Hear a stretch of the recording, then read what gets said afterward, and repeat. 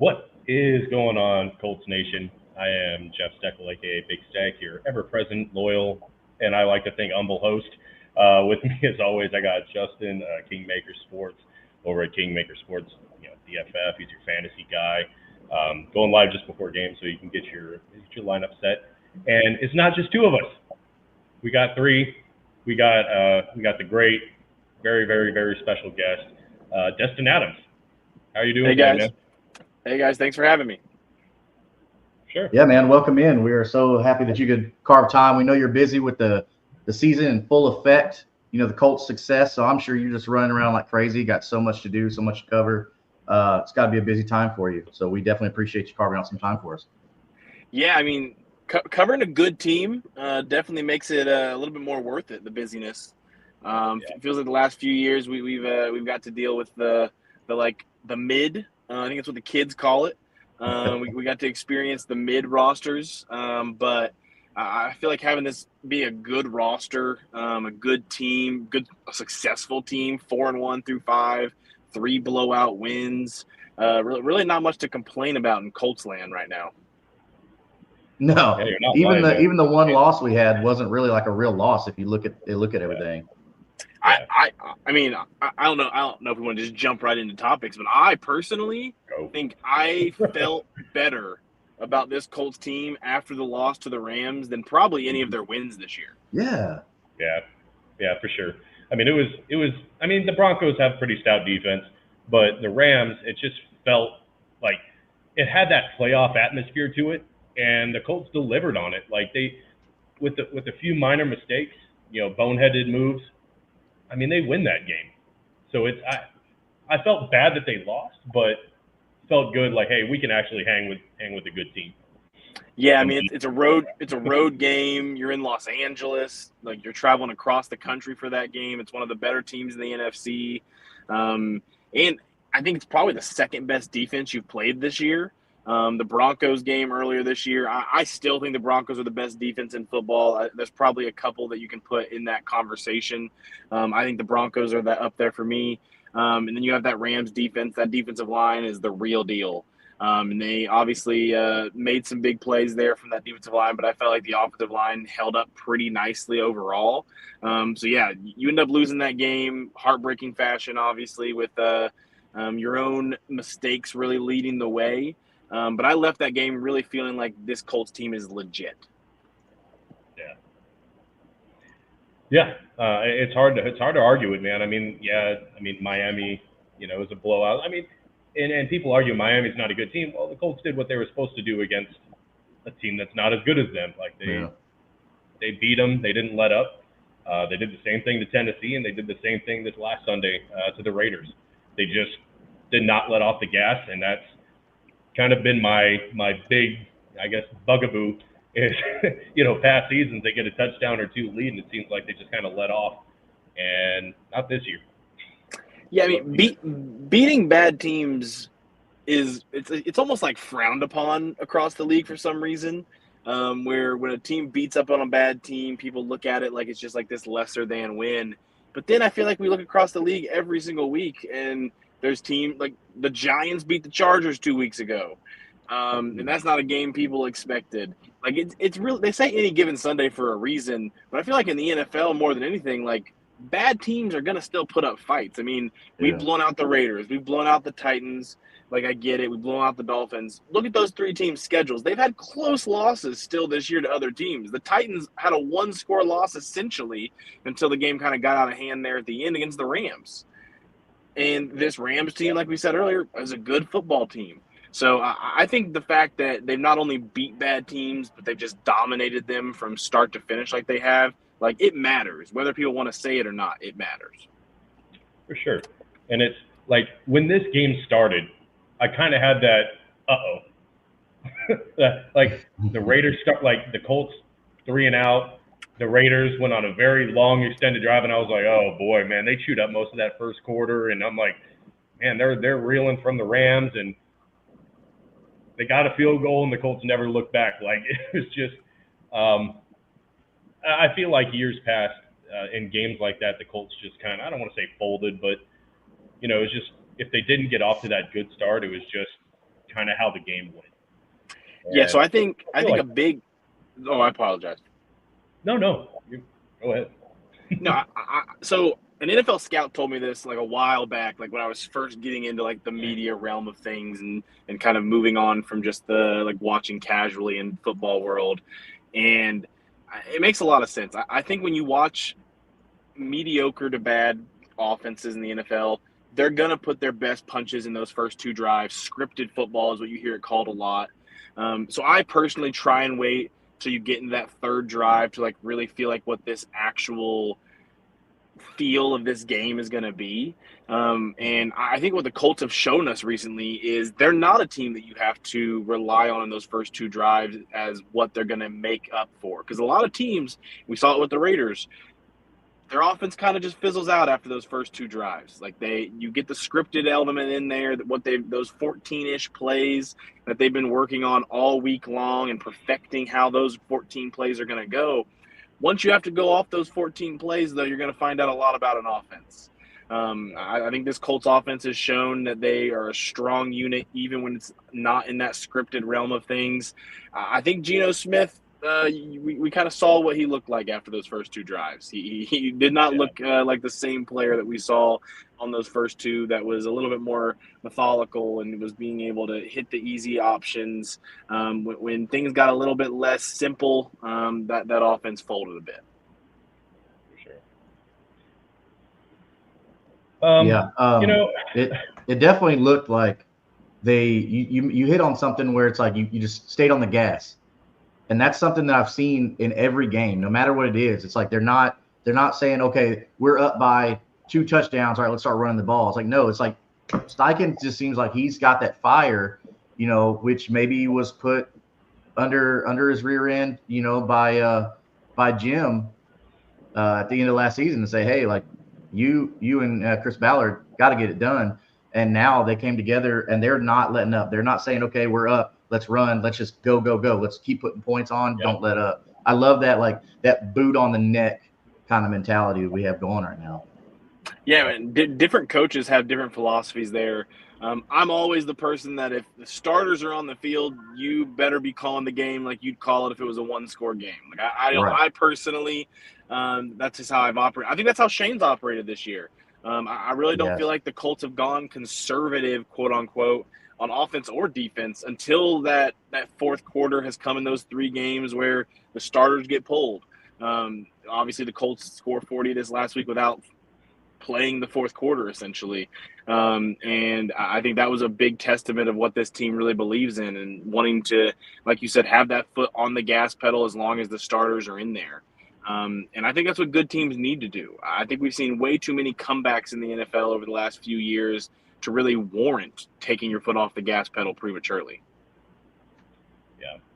And one of the things that I've noticed a lot is, there was quite a few mistakes in the Rams game, but besides that, the Colts have played almost mistake-free football. And it's just not turning the football. No one's fumbling. Like it's just, and they're creating those turnovers. We had a block punt in this game. I think it was a couple of interceptions. Latu's had 2 picks in this game. It's been like they're getting turnovers, and it's something that we haven't seen a whole lot of. And complimentary football. I've been saying it for the last few weeks, and then I started hearing it in the actual game. Like, oh, yeah, they're agreeing with me. I'm on the same page with these guys. Yeah, that's always a good feeling. But I agree. I feel like we've seen them excel in the passing game, obviously, with having Jones be very effective in the short and intermediate realm of things. And those 2 mistakes that he's had this year have been deep balls that he left short. And I think it matters that the team's best deep ball receiver is not on the field now, like Pierce. I think Pierce is able to turn a lot of those 50-50 balls into almost 70-30 in his favor, just because of his ability to high point the football, use his athleticism to his advantage there. I think that's mattered. And I think it matters that Jones has struggled a bit at putting enough juice on deep balls, but I feel like they've realized that if we're just choosing those moments at a little bit more strategic realm than what we have the last couple of years, you can still have those explosive plays in the passing game without necessarily forcing the ball deep to do so. It's been really fun to watch. I think Shane deserves a lot of credit. For sure. So we need to, like, there's some stuff that we wanted to speculate, and I think you posted about it. Obviously, with some injuries, the Colts secondary is looking a little beat up. Wally, we were both high on him, both Justin and I, and him going down, that really hurts. Xavier Howard had obviously lost, and I'll call it an NFL step or two. I couldn't go out there and do what he does, but I mean, he lost a step or two, and he retired. So I think corner is a little thin, and I think for a while there I was nervous about Latu because his production, I think those first couple of games were not where you'd want a first overall pick to be, but he's come on strong. Like, I'm not, like, he's been playing great. But do you think that Chris Ballard needs to make a couple of phone calls here to try and, or do you know if there's been phone calls made to try and shore that up? Yeah, I mean, I think Ballard has made it very clear in the past that they're always going to be interested in making moves if they seem logical. I think this year just has this different feel. I mean, they're 4-1, they're playing very strong. I feel like there's an opportunity there for this team to be a very good football team. And I think they're already in that very good realm, but just take that step into contender. I feel like they have 3 clear weaknesses on this defense, and the defense is still played it solid, don't get me wrong, but the fact that they have 3 glaring holes, I think, is evident. And that second starting outside cornerback spot was already an issue before Xavier Howard's retirement. Now you're kind of splitting time between Mekhi Blackman, Jonathan, and the undrafted free agent Jonathan Edwards, and with the hope Jalen Jones comes back soon. But I'm also kind of skeptical if the team views Jalen Jones as a starter in Lou's defense due to the speed element of things. It'll be interesting to kind of see what that looks like once he's healthy. So that second starting outside cornerback spot's the first glaring hole. Linebacker is the second one. That second spot next to Zaire, they've essentially played every healthy linebacker on their roster there through 5 weeks. And it's been an issue no matter who's been out there. If I had to pick one, I think Chad Muma has probably looked the most effective when out there next to Zaire. That's who I would play until a move is made, if a move is made there. Obviously, with Jermaine Pratt becoming a free agent, maybe that's a way you could do it without making a big swing. That's an option that's available. It's kind of fallen in the Colts' lap if they want to use it. And that last one, I still think edge rusher. I mean, I think Latu is going to be a special player. I think Latu has the makings of a special player. I think he has had a really strong season, even though the sack numbers aren't there. I think Latu is playing at a very high level, and I'm excited to see what his numbers look like at the end of the year if he continues to play like this. I still think getting somebody on the opposite side of him would probably make this defensive line elite. I think Latu's great. I think Kwity Paye is great in the run game. I think we're just starting to see – I think Kwity has hit that ceiling in terms of who he is as a player, who is a fine player, but I don't think he's ever going to be a guy that's going to be a major plus as a pass rusher. Samson Ebukam, I think, is going to be good for a handful of solid pass rush snaps each week because I think he has it in his bag. But I also think that you can just tell post-injury that he's not a guy that's going to be an every down starter going forward. And I think that's fine. He tears his Achilles, older vet. I think going through those things, it makes sense, but I think the hole is there. So the fact that you have 3 glaring holes at all 3 levels, essentially, the defensive line, the linebacking core, the secondary, to me, it just makes sense that a 4-1 roster that's played very well through the first 5 weeks would make a win now move. Now, who is that move? That's the question, right? There's so many different guys across the league that could make sense. Who's available? Which bad teams are actually willing to be sellers? Which good teams are willing to get picks just because of other things? Finding out who the sellers are is a major point of the trade deadline, and we'll have a few weeks here to kind of figure out who that's going to be. And once you find out the sellers, you really start to get that list down to a few players of who they could actually go after. Personally, gun to my head, had to choose a position that I think they should go at. I think I would make the move at corner. I think I would try and find a viable starting corner to be that second outside guy. I think there's a multiple different guys that are on contract years that could make sense. My personal favorite, this isn't me breaking anything. This is just me giving a name that I like personally. Greg Newsome on the Browns. The Browns traded away Joe Flacco today. I think that offense is just not going to be good enough to win games long term this season.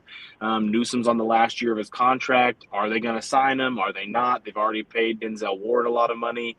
If they're going to let him walk, it feels like moving him at the deadline makes a lot more sense than really playing a risk of him hitting the market.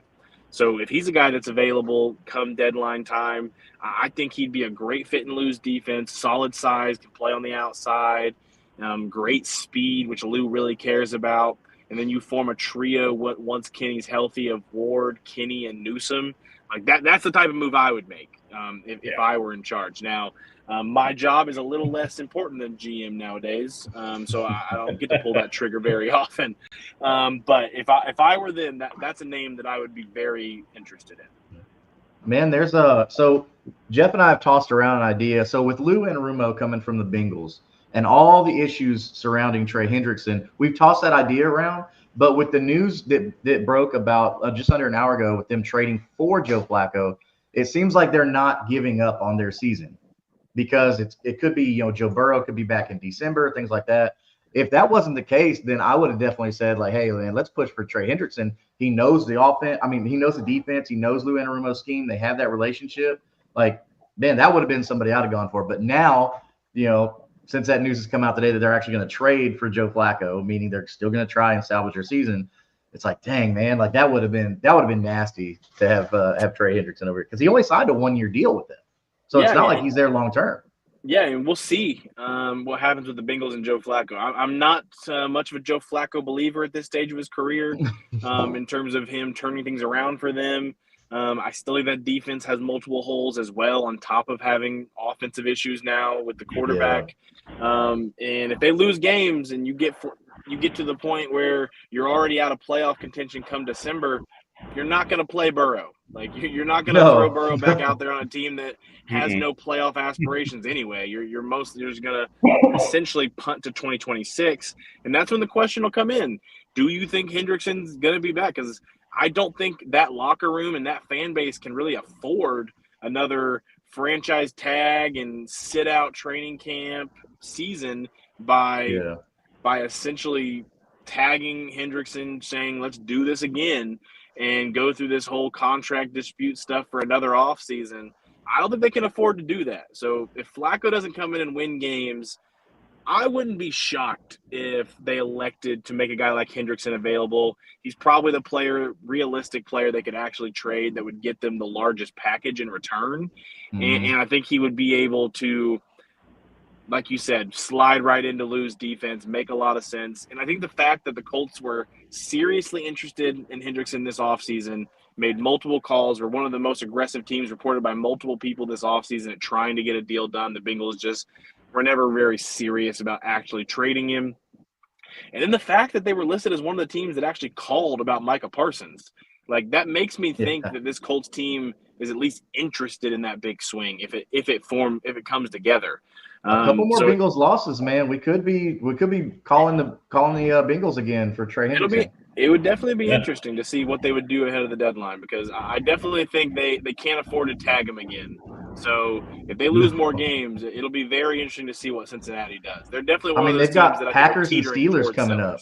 So these are tests. Like Packers and Steelers are not easy teams for them. I don't think Joe Flacco comes in there and helps them win those games. I mean, I don't know if you could get much worse than what Jake Browning's been doing, so they had to make some move. So I get it, but yeah, the Jaguars. but I'm not sure if Flacco is gonna move the needle enough to me for that team to get back into playoff conversations. But they have a lot of talent on offense, so maybe just a slight improvement at quarterback is enough for guys like Chase and Higgins to do some heavy lifting. Right on. Oh. Yeah. So, did you need to go, or were you able to do another topic real quick? If you have one other quick question, I can do it, and then I got to go. All right. It's a debate, and you can help us settle it right now. Okay. Put your Colts fan bias aside. All right. So, if you had billions of dollars and you were starting up a franchise, I like this already. you were grabbing a tight end with a choice of two.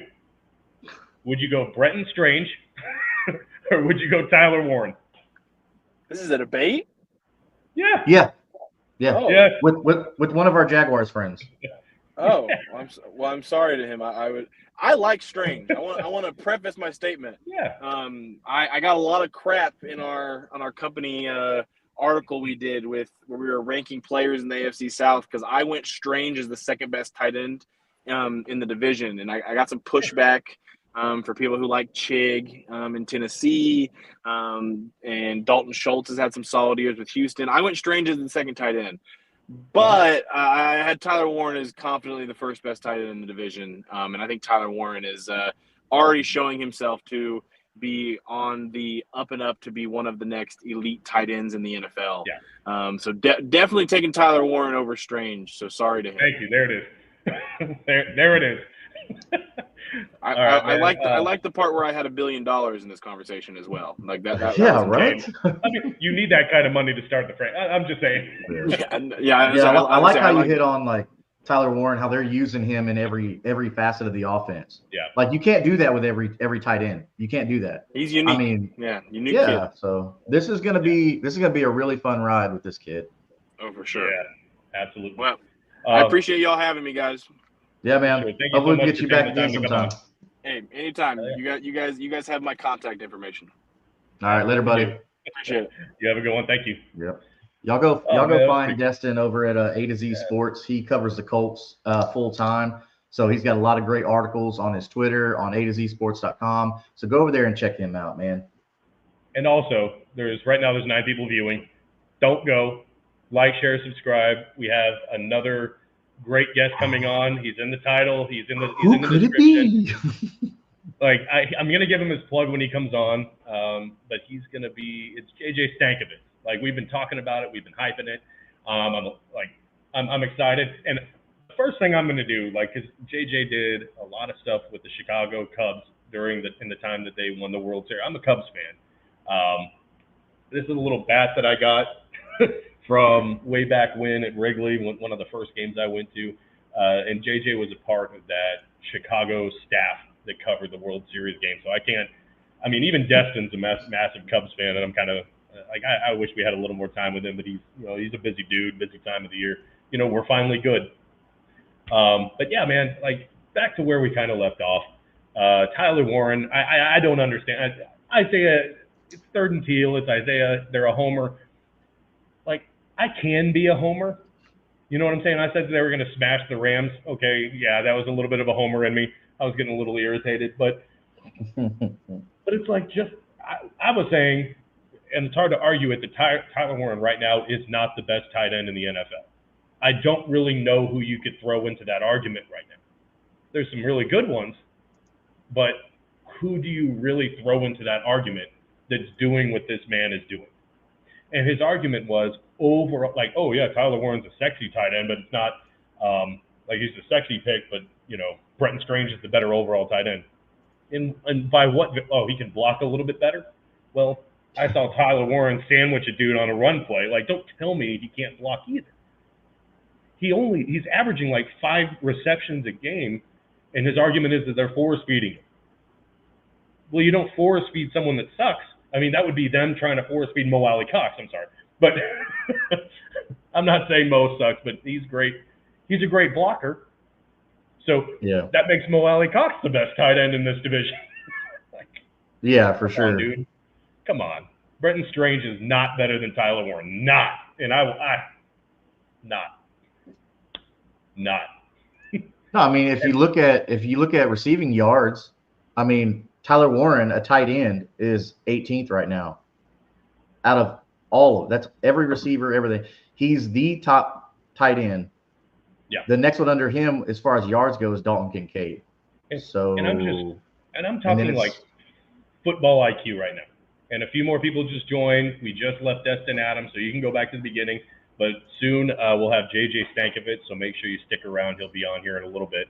Right now we're just gloating about Tyler Warren, and it's just like his football IQ. I mean, there was that one play where it looked like he was taking a run, and the run wasn't there, and he was going to pass it. He passed it left-handed, and the pass wasn't there. So he just threw it out of the back of the end zone. This is a rookie. You can't. That's football intelligence IQ. at a higher level right there. He's playing like he's been playing in the NFL for years. Yeah. He has the intangibles that you just can't teach. He just knows it. And I'm sorry, like, there's no argument here. And even Destin was like, "Is this a serious question?" Yes, it's a serious question. Tyler Warren or Brenton Strange? Like, I'm having that argument, and it makes no sense to even have to say it. I thought he was trolling me. No, he was dead ass serious. Them boys are dead ass, man. They're dead ass. They're sipping that Kool-Aid over there, and I've been to Jacksonville. I know what's in that Kool-Aid. I've got Eric in the chat. Eric's here. Yeah. Would you honestly take Brenton Strange over Tyler Warren? I don't know if he's going to answer me or not. If you're starting a franchise, if you're playing fantasy football, like pretty much everything. In any way, would you? And look, we love our team too. Look, we support our team. We love our guys. With that old quote. But look, at a certain point, if we're talking real football, and we're talking, hey, this is how the game really is. You have to look back and say, hey, look, Tyler Warren right now is the best tight end in football, not just for all the yards, having the most yards of any tight end. It's not for that, but how they're using him in the offense, not just as a blocker, as a fullback, like we've seen in the past with some guys, but he's actually getting handoffs. They're actually designing plays for him, like you just talked about, where the rollout where he was going to pass and it wasn't there. Like, they're making these plays for Tyler Warren. He's that good of a talent. Dude, I'm excited for the years ahead, just to see more and more of how you're going to get him more and more involved in the offense. For sure. And, our views keep climbing. People watching, we appreciate it. Make sure you stick around, like, share, subscribe. Any of you Colts fans out there, we're going to have the voice of the Colts. I'm going to keep plugging this. I don't care. I'm really excited. JJ Stankevitz will be coming on. He is the voice of the Colts. He's got the official Colts podcast. Like, he is the Colts guy. He's up there on my list with, I wanted to get him on, and like Peyton Manning. Like he's up there. So we've got JJ. We're not giving up on Peyton Manning though. I keep trying. He's But to have somebody on like JJ that's so tapped in. That's so tapped into the franchise. This is somebody that, these are the type of people that you want, on your shows. You want that direct knowledge where he is in the vein. I mean, bleeding blue. This is an exciting time for us. So also with everything going on, with Daniel Jones' resurrection, the incoming of Tyler Warren, we saw the development of Adonai Mitchell there for a while. And then, of course, he makes some bonehead mistakes, two of which against the Rams, it literally cost us the game. But still, I think the future is bright for him. Yeah. But it looks like Alec Pierce is staying around because of that. We talked about that before. But I'm definitely – question real quick. Do we still think that Shane Steichen and Chris Ballard would still be here if – the roles reversed, if we started 1-4? We did a midseason firing, and it doesn't do anything. It just doesn't. And we saw the clown show. And I love Jeff Saturday. Like, he'll do anything for this organization. Hey, you need him to come into an impossible situation and just sit on, you know what I'm saying? He was in a no-win situation, and he did it because he loves the team. And he won. And he won that game. But the rest of the season, it was a dumpster fire. Yeah. And he just does these things that, Jeff knew what he was coming into, but he just, being the consummate professional and so loyal to the organization, Jim called and Jeff answered, yes, sir, I got you, whatever you need. Yeah. So, but, bro, we wake up on a Tuesday morning and guess whose favorite team is number one in the AFC? It's all about that shoe, baby. So the Bills are right behind us, but the only reason we're the number one right now is because we're undefeated in the AFC. Like I saw a post the other day that said like, Hey, what's really going on in the bro, NFL? Like, Jacksonville's yeah, that went against the Chief was something. And we talk a lot of shit about 3rd and 2. We talk, it's all love, and except when we're playing each other. But no, man, we all have this AFC South show. We're all a part of. We want each other's channels to succeed. So yeah, to see them win, pick up that big win, like that only helps us grow, and that's ultimately what we want. And we need y'all's help to do it. So make sure you like, share, subscribe, because again, Colts fans out there, and even if you're not a Colts fan, like JJ Stankevitz is the voice of the Colts. I'm going to keep saying it. I can't wait to have him on and meet him. Yeah. Like this guy here. Let's go Texans. Hey, that's all right. They appreciate and understand good shows, so we appreciate you coming. Yeah. Sure. Yeah, I mean, being able to be a small show like us and still be able to get somebody like JJ. I mean, that's awesome, man. Like to know that guys like Destin, who we just had, and then JJ coming up here shortly, like for them to be just so humble to be able to support like the up and coming people like us. I mean, that's cool, man. Y'all definitely should go check out their stuff. Like we talked about Destin Adams, he's with A to Z Sports. He covers the Colts, but A to Z Sports, they have all of it. I mean, literally A to Z. It's in the name. You can't mess it up. Yeah. And then, I mean, he was in great company. He's a Cubs fan. I'm not going to stop talking about that. I know JJ Stankevitz covered him. I don't know how big of a Cubs fan he still is. If that was a part of the job, or if he's actually a really big Chicago and Cubs fan. I bet there's still some loyalty there, though. When you think about, like, you were involved in the team. I mean, us as Colts fans, you got to think, like, and we even do a Colts show. But if, like, the Texans called or, like, the Cowboys called and said, hey, we want you to join our media team, you don't really say no, though. Yeah. Unless you're just like, I'm only going to do, like, if you're financially able to say I'm only going to do this, then. Like, I'm just saying, I'm waiting on that phone call. Yeah. But we're doing it for the love of it right now, and we're having a good time with it. So if you're here, man, go hit that like and subscribe. YouTube at Unstabled1, and then if you're into fantasy football, man, go hit me up. You'll see it right here at the bottom at Kingmaker Sports on YouTube.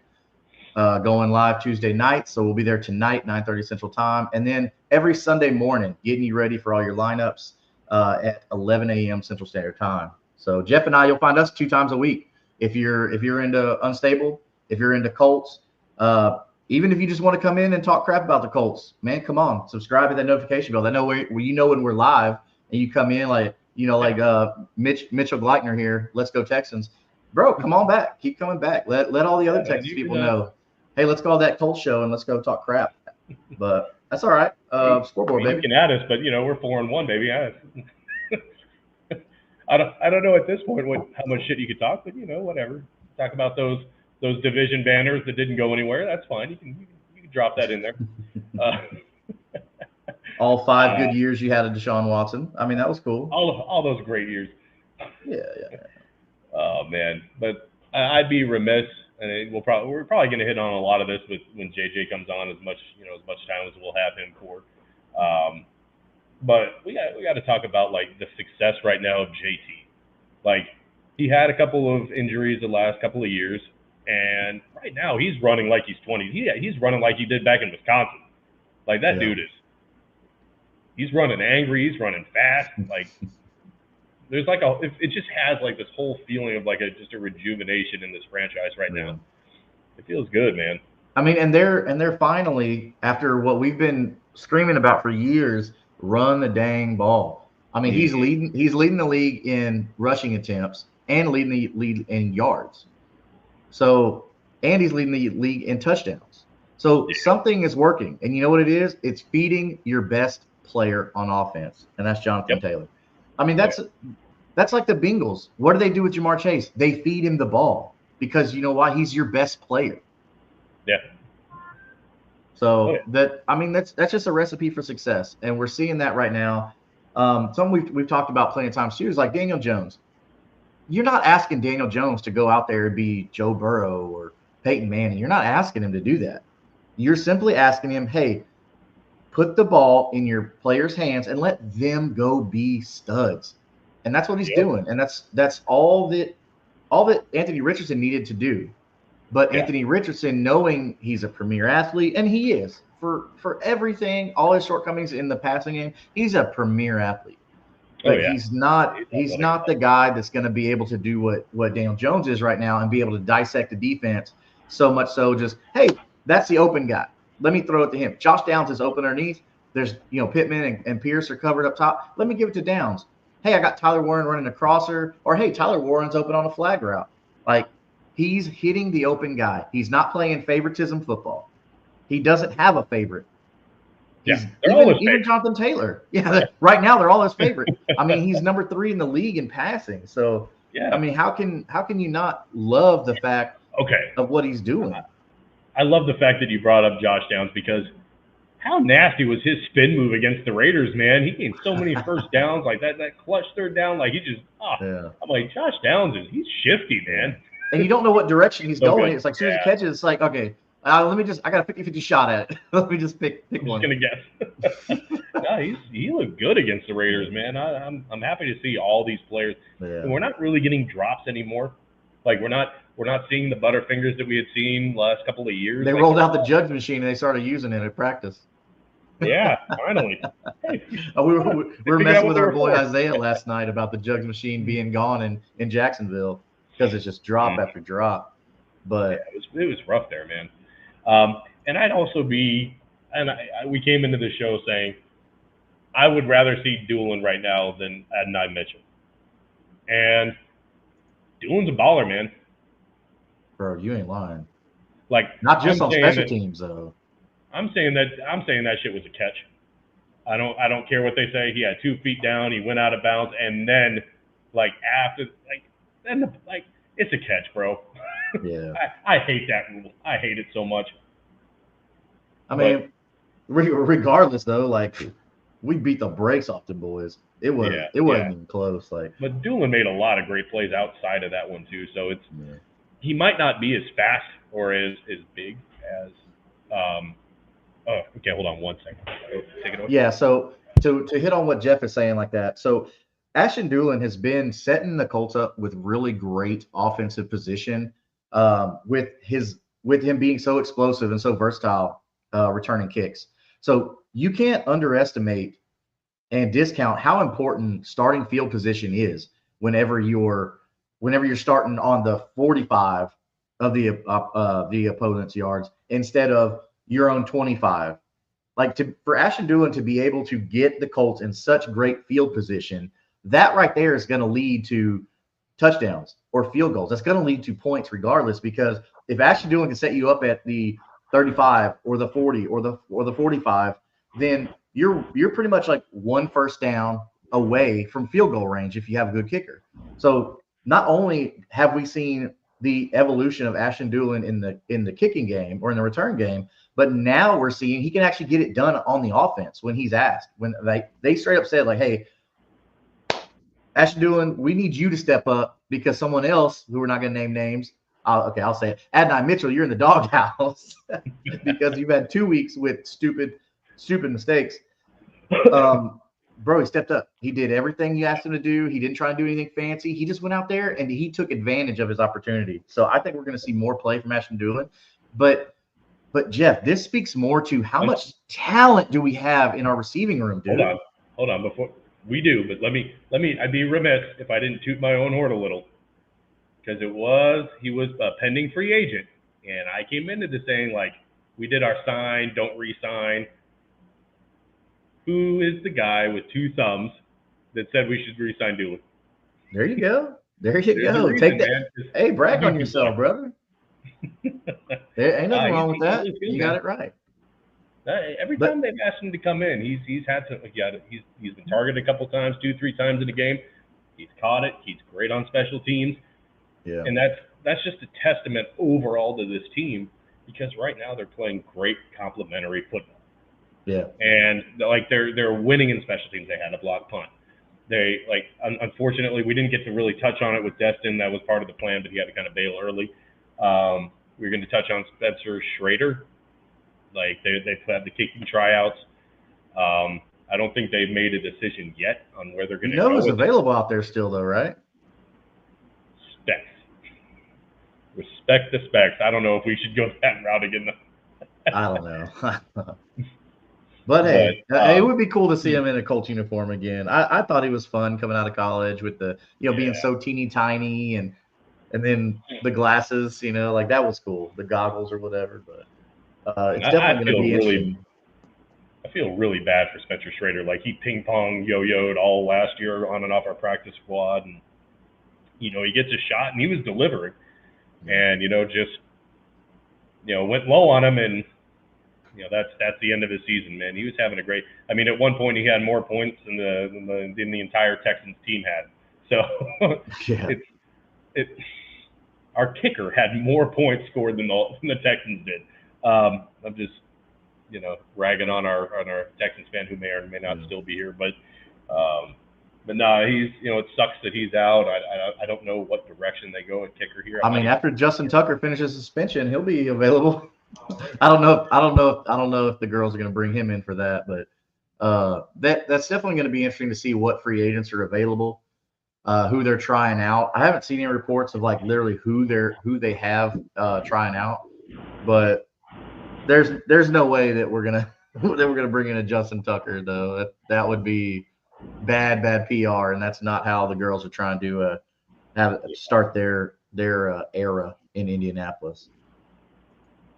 Probably not, but if this team keeps doing what it's doing, I would say that Steichen and Ballard have probably secured their spot for next year if this continues. And honestly, I mean, we're getting a little bit of ahead of ourselves, and we can touch on this when JJ Stankevitz comes on. I'm going to keep doing that plug until he comes on. We've got 22 people watching. Make sure you like, share, subscribe if you're a Colts fan or not. This is a pretty big moment for Unstable here. We had Destin Adams a little bit ago, so if you missed it, we did have him for about 20, 30 minutes. And we're going to have JJ coming on here in a little bit, probably around 2:30 Central Time. So that'll be awesome. But getting a little ahead of ourselves, but this schedule is pretty favorable to the Colts going forward. I know there is a couple of tougher matchups. I know next week we've got Arizona. So is it the following week? It's the Chargers after Arizona. I know they were coming up for the Colts. You're talking about? Yeah. We have Chargers next week. Yeah. So we got Cardinals this week, and then Chargers after that. So. Okay. Oh, and then the Titans, which is basically a bye week. Basically a bye week. Yeah. I mean, there's still a couple serious games. Looking at the team now, because of course we never know what we're going to look like. Week 10, week 12, stuff like that. But as the team sits right now, I mean, the Chargers are a test going into LA. But when you play the Rams and the Chargers in LA and SoFi, it's not a home game. Like you look at there's no home field advantage in Los Angeles. Because if you look at every one of their games, it's full of the other team's jerseys. You maybe get like 50 to 100 of the home team jerseys, but which is something I talked about with some of my guys out in LA. I was we were talking about how that's pretty much like a Dodgers and Lakers city. Like they don't care about football there. I mean, their biggest pro team they had there for a long time was USC when Pete Carroll was there. So, but yeah. So looking at our challenges ahead, we have the Chargers. That should be a pretty tough game. I think the Steelers are going to be tough just because Aaron Rodgers is looking pretty good.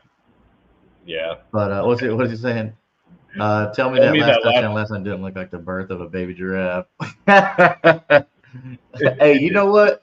Nobody wanted that touchdown more than Trevor Lawrence. He was not giving up, and I respect that. I mean, I've said it time and time again, and I'll keep saying it. Trevor Lawrence is a good quarterback. He just has been on a crappy team this whole time. But I mean, we'll see how it goes.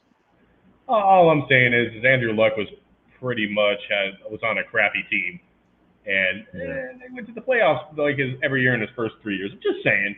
Usually, a great quarterback can kind of elevate. The offensive line, though, he just couldn't stay healthy because he couldn't stay on his back. Like, who was on their defense? I think you had like a year of Vontae Davis, if I'm not mistaken. I mean, they're decent players. I'm not saying they were great, but like who? Bjorn? Oh god.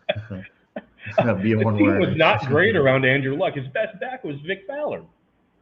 Like the Yeah. team was not that great. Like Grayson was terrible. There Grigson are people was that are so bad. he was so bad. Like he's even like there are people trying to argue with me, and you can at me, saying that Grayson was better because we went to the playoffs, and it's like that's the definition of your players, in this case mostly player, carrying you. I think he had Mathis for a while. I don't want to discredit Mathis. I think he was there for a couple of years for Luck too. But they didn't have like a very it was not like the roster that's built right now. There's a lot of talent across this roster. That is not something that Grayson ever did. Just saying. Yeah. Well, and we know that Grigson wasn't good because he hasn't been in any significant role since leaving the Colts. I mean, it took him this long just to become assistant general manager, which I'm pretty sure that's like an assistant to the assistant general manager. Assistant position. to the region manager. So I don't know if anybody out there like knows that reference or not. He gets the general manager's coffee. Yeah, that's what it is. They allow him to sit in the meeting. But if the general manager gets injured, then he steps in. Takes so long it's had its own commercial break. Yeah. It's not a fast break. Do we want to touch on our week 6 preview, or do we want to make that a separate episode? I mean, I kind of want to talk about when JJ Stankevitz comes on. Okay, all right. He is coming on. Kind of get his, reaction to the Raiders game, and then we can definitely dive into the Arizona game. But it's like that's another thing I didn't get to ask Destin that I'm a little bit, again, I wish, just more time, but shit happens. But yeah, just the ultimate goal here is to do this. I'm saying the ultimate goal here is to do this and make money doing it. Like, to me, that's kind of the dream. Like, you get to talk about your team, you get to go to these events, you get to do all this cool stuff, and you get paid to do it. Destin's doing that. That's really cool. JJ gets to announce at the stadium. Like, that's so badass. Yeah, if you're there, you hear his voice, which is really cool. Yeah, that's badass to me, man. All right. So, did you have a chance to look over any of the talking points that I sent you to see which ones you want to hit on? So with him, let's see. So looking at some of these that Jeff and I have talked about, hopefully we'll have enough time to touch on some of them. And while y'all are here, if you all have questions for him or something that you want put on it, make sure you drop it in the comments. Because like I said, JJ's coming on in a little bit. Stankevitz, voice of the Colts. Yeah. Official Colts podcast. I'm really excited. So looking at these topics, so how the response to the success is around the clubhouse, how players and staff and everything is dealing with that, or what that team atmosphere is like. Also, like with the success of Daniel Jones, like could we be looking at an extension, and if so, how long and how much? Because that's going to make a difference. Are we buying into this long term? And with that, what's the future look for Anthony Richardson? Are we still going to try and develop him? I mean, this would have been his extension year, and also, are they looking? Do we think they're going to pick up his 5th-year option? I don't think they do, but whatever. Much like the Bengals, I think there are and will be quarterback needy teams that want to roll the dice, and the Colts have much bigger weaknesses now than at quarterback. The thought process right now is there's a good team around Daniel Indiana Jones, and he obviously can have success with this team. So when you find someone that can, you don't put up the numbers that Daniel Jones is putting up accidentally in the NFL. Like, you just don't. Obviously, something happened between his time with the Giants and his time with Indianapolis. Yeah, a really good line helps. he had Saquon Barkley. So the running back argument isn't really there. There is a better defense here. There's a better team here than with the Giants. Yeah. But again, this doesn't happen by accident. You don't complete 70% of your passes in the NFL against any team. 71. Don't shortchange him. 71. 71, sorry. You don't do that by accident. That's not something that you like. I can't go out there and play. Who's the worst team right now? Like the Titans, Miami. Like I can't go against them and complete 71% of my passes. Like, and obviously, you know, I probably couldn't complete one pass, bro. I probably couldn't complete one pass. So it's just not something that's an accident. Like, oh, you know, or the Jets, yeah, Brandon. Brandon Hallam calls out the Jets. Call them out, dude. But yeah, I mean, you're right, dude. That don't happen by accident. It's still not easy. It's still not easy. And any one of those teams, the worst teams that we just mentioned, can still fuck around and win against a good team because there are, you know, there are these teams, there's 53-man rosters, and they're the best of the best. Mm-hmm. They might be the worst group of the best. yeah. But they're still the best players. Yeah, just because you're bottom of the barrel, you're still in the barrel. So you can't do this accident. Yeah. And Daniel Jones he's playing. He's like you said, he's third in the NFL in passing yards. He's not throwing he threw a couple picks against the Rams, but he's not. He's doing everything that he needs to do as a quarterback. Right. He's not forcing the ball into tight windows. I mean, he's right now he's being the prototypical game manager. Like you want a player like Daniel Jones to come in there, which I think the Bengals with them just trading for Joe Flacco, I think that's what they're getting. They're getting somebody who's not going to be fancy. Because Joe knows, like, hey, I'm not former like Super Bowl MVP Joe anymore, you know. So, which we had the Joe Flacco experience. We saw that he wasn't out there trying to win games, but he just didn't have it the way that Daniel Jones still has, just because he's a lot younger, right? So, so it's good that we have somebody like that where the mentality, the maturity has developed for Daniel Jones, which I don't think Anthony Richardson has gotten there yet, and I'm pretty sure that's why the organization went with Daniel Jones because they saw like, hey.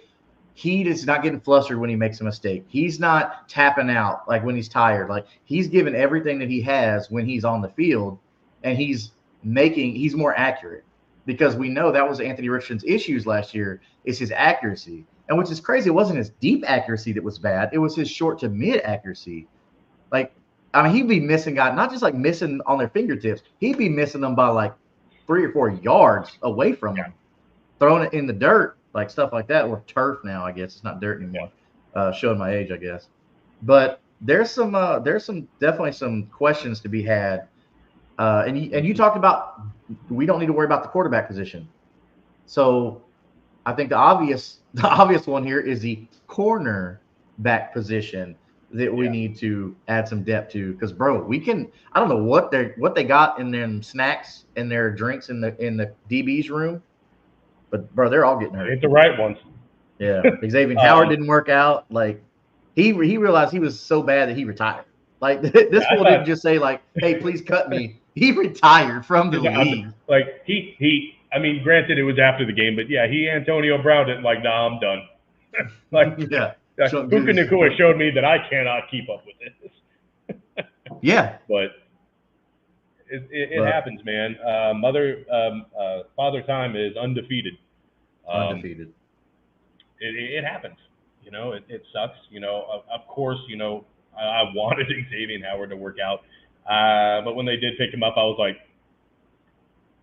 and the rest is history. Yeah, you were not a fan of that ad. So, so again, like Jeff has been talking about. Yeah, for sure. I mean, because he was really good, you know. Which there are some people out there that are we can talk about on our preview show, or you know whatever we can do. Talk about just like people that we could trade for, free agents, things like that. Yeah. So everybody in here right now watching. So as you saw on the title, we had Destin Adams on with A to Z Sports. Go check his stuff out. That was really great. I'm glad he was able to carve some time out for us in his busy schedule. And then coming up shortly here, Jeff, keep talking about JJ Stankevitz will be here. JJ Stankevitz, baby. You Colts fans, you diehards out there, you will know JJ from his voice around the stadium. So if you're there, every play, every touchdown, everything like that, you will hear JJ's voice. Also, JJ's called it. yeah, JJ called it. You will also know JJ's voice and face from the Colts podcast. Yes, the official Colts podcast. So we are very, very excited to have JJ Stankevitz on today. So stick around. But we are going to keep trying to bring on faces around the league. So go ahead and while you're here, go to the Unstable channel on YouTube, hit subscribe, hit notifications, so that way you know when we go live and you can see our title, who's going to be on the next episode. So go ahead and do that while you're here. Yeah. I did tell him around 2, or I didn't tell him, hey, you're coming on, but like, hey, can you come on to 2:30? So that's kind of the window that he'll be on, which is coming up. I mean, it's 2:02 Central right now, so hopefully soon he can pop on. I think they're doing their show right now, actually. It's possible. I want to say they are. Well, either way, we're going to wait it out because, I mean, it's JJ Stankevitz. You don't be like, you know what, next time, bro. Yeah. If they're doing a show right now, we'll wait it out. But it might be closer to 2:30 because I did give him that 2:30 window. So, but yeah, he'll be popping on, I guess, when he can. I mean, he's a busy dude. He's only the voice of the Colts, and we've already been over it. So he gets a pass. But I'm excited, man. I don't know if you can tell. Yeah, you seem a little excited for that. And all I'm saying is, like, we get Destin Adams on here. I get moved into this house, and and we get JJ Stankevitz in the same day, and it's my birthday. Like, this is a good day. Like, it's a good day to be smiling on. Yeah, everybody say happy birthday, Jeff. Happy birthday, Jeff. I know I don't. I'm not 40 yet. What a present I'm not there to get for your birthday. To get yeah. not only Destin Adams from A to Z Sports on, but to also get JJ Stankevitz from Colts.com on. How awesome is that, man? Like, and who can say that they got that for their birthday? And you know what? I didn't even tell him it was my birthday. I just said, hey, do you want to come on the show? Whatever. You had been talking to JJ. I'm sorry, I forgot his name. You had been talking to JJ for a while, and it's just I kind of followed up, and he was available, and he said yes. So I was like, hey, it's my birthday. Can you I didn't beg. I begged a little, but I didn't use my birthday or anything. Yeah, yeah. I didn't even ask for the day off. It just happened. Like, it was, where I work at, they just gave me the day off, and I didn't ask for it, and they didn't even really realize it was my birthday until, they put up everybody's birthday on the board. Oh, it's your birthday, and you're off tomorrow. And I'm like, it's just coincidental. So I'm like, hey, I'm off. Could you all come on? And they were like, oh yeah. So everything. Hey, stars blessings, man. Yep. Blessings, man. And I'm and again, very grateful for Destin Adams in this time, and future tense, very grateful for JJ's time. He should be popping in here hopefully in a little bit. So breaking news for the Colts. Hold on one second. I'll cut you off. Breaking news for the Colts. The Colts are signing kicker Michael Badgley to the active roster after Spencer Schrader's season-ending injury. So you'll know Michael Badgley. He kicked for the Lions. He was a pretty well-known kicker. So this is coming from Blue Stable on Twitter. So he actually was with the Colts in 2021. Yeah. So so a familiar face, somebody who had success in the league. So this could be really good. Not like the whole Matt Gay experience, but he's only 30. Like, it's not very old for kickers. So no. I mean, bro, we had Adam Vinatieri. Yeah. So like 47. Yeah, when we ain't worried about age in the kicking position. Yeah. So he's still got some years left in the legs. Yeah. I know there was talk that maybe Rigoberto would take over for kickoffs. I don't know if I'm for that, because it was weird in that game with the Raiders, because there was like a kickoff that went out of bounds, but they still put it at the 25. The announcers were confused because there was no clarification on what happened. It was just a weird sequence that they never explained. There was just like, well, flag, and then they just put the ball at the 25 and played, and Raiders didn't fight it. Like, everyone was confused. But yeah, I don't know what the issue was, but yeah, I don't know. It was a strange sequence. But yeah, so that's great. That's really good news about Michael Badgley. So I don't And know that how I was feel about about Rigoberto 33 doing minutes ago. I don't know, man. I don't think we need both of them. that. Mhm. Like to do that. I mean, just have one guy do one thing, one guy do the No, other. that's what I'm saying. I don't know how I felt about like Rigoberto doing kickoffs if he kicks it out of bounds. Oh yeah, nah, Yeah. not good with that. But yeah, so sorry to cut you off, man. I just wanted to Oh no, have a little I'm breaking news rambling. here. We're basically just trying to fill time, except for when there's breaking news. We're just trying to fill time until, JJ Yeah. Stankevitz comes on. Yeah. Like, we don't want to talk about all the topics and then talk about the same Right. shit again when he comes on. Well, while I got everybody here, so if you follow the show, I also have a side project. If you're into fantasy sports, you play any fantasy football, anything like that, whether it be dynasty or redraft or best ball, anything like that, go check us out. Me and the crew over there, Mick and Slayton, we every Tuesday night. So you'll see us tonight at 9:30 Central Time. We'll be talking about all the injuries, waiver ads, starts and sits, answering all your questions. Like, that's the main thing we love. We love answering roster questions. So make sure that you go and you hit up at Kingmaker Sports. You'll see right here on YouTube. Go ahead and subscribe and notification to that. So that way you know when we're live and you can go and get your questions answered. You'll also find us Sunday morning, every Sunday morning during the regular season at 11 a.m. Central Standard Time. So make sure to go do that. That's our little project over there. Just out there trying to help people win their matchups and win some leagues, man. We've got a thing right now. Once we reach 100 subs, then we'll be giving away a free roster review. And then as we go higher, we'll give away different stuff. Speaking of which, giveaways, Jeff and I here on Unstabled, once we reach 100 subscribers here on Unstabled, which you can find on YouTube at Unstabled1, we are going to be doing a giveaway. So stay tuned for that. Make sure to hit that subscribe, because if you're not subscribed, you can't win. So we're still talking about that. We think we're doing a jersey, I think we talked about, right? Yeah. So we'll be doing a jersey. It'll be a Colts jersey for some of y'all Jags and Texans and Titans fans out there, and everybody else out there. So it will be a Colts jersey. Yeah, it will be. That'd be a notable player. So yeah, don't think it's just going to be like some custom, just whatever. No, we're not going to give you a Jags jersey. No, you're not going to get that shit from us. Yeah, who the heck wants a Parker Washington jersey? That's something like,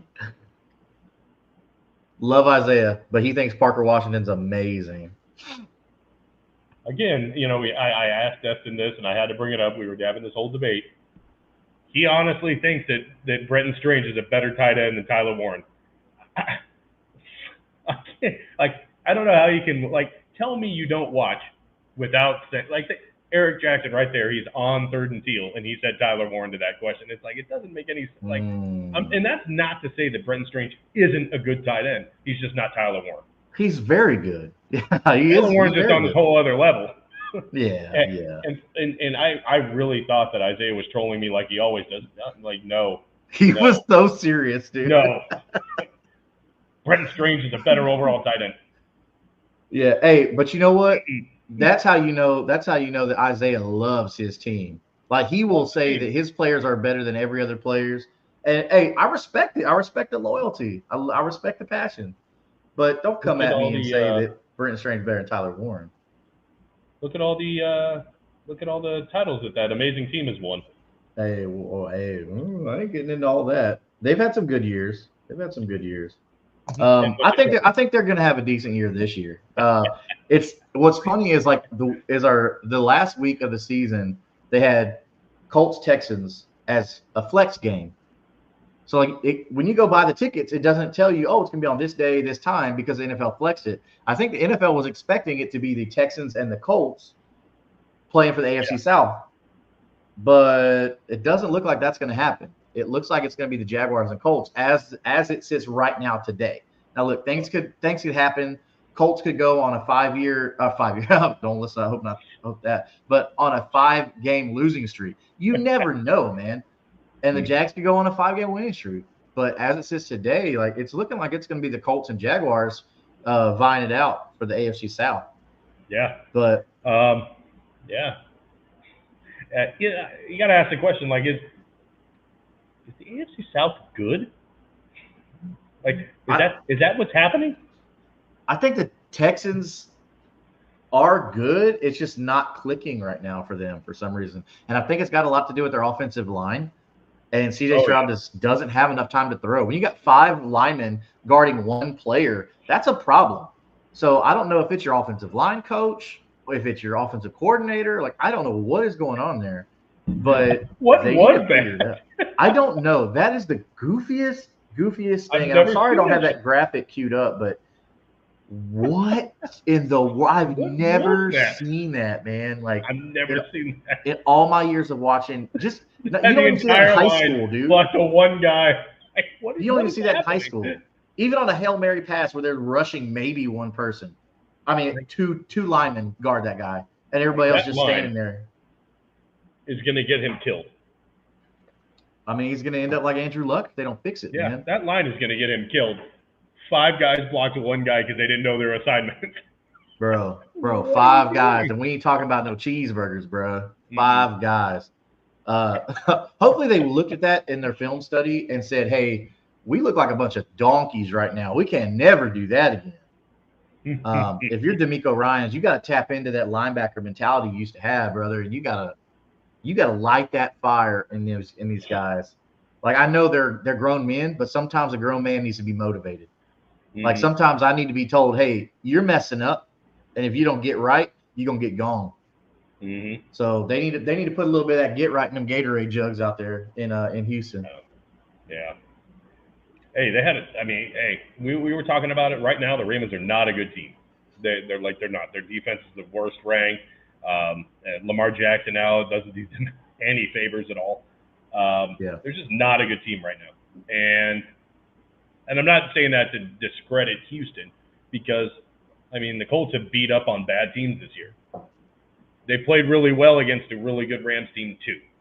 So I think that we talked about it with Destin Adams, who was on the show earlier, about kind of feeling better about the Colts coming out of that game, because it was really just a couple boneheaded plays by 1 person that really lost that game. Yeah. And it just, you feel better, because, like, the Rams are a really, really good team, and they should have won that game. So the fact that they're just beating up on bad teams isn't really a true statement. It would have been nice to have that 5-0 and been the standalone AFC leader. That would have been fantastic.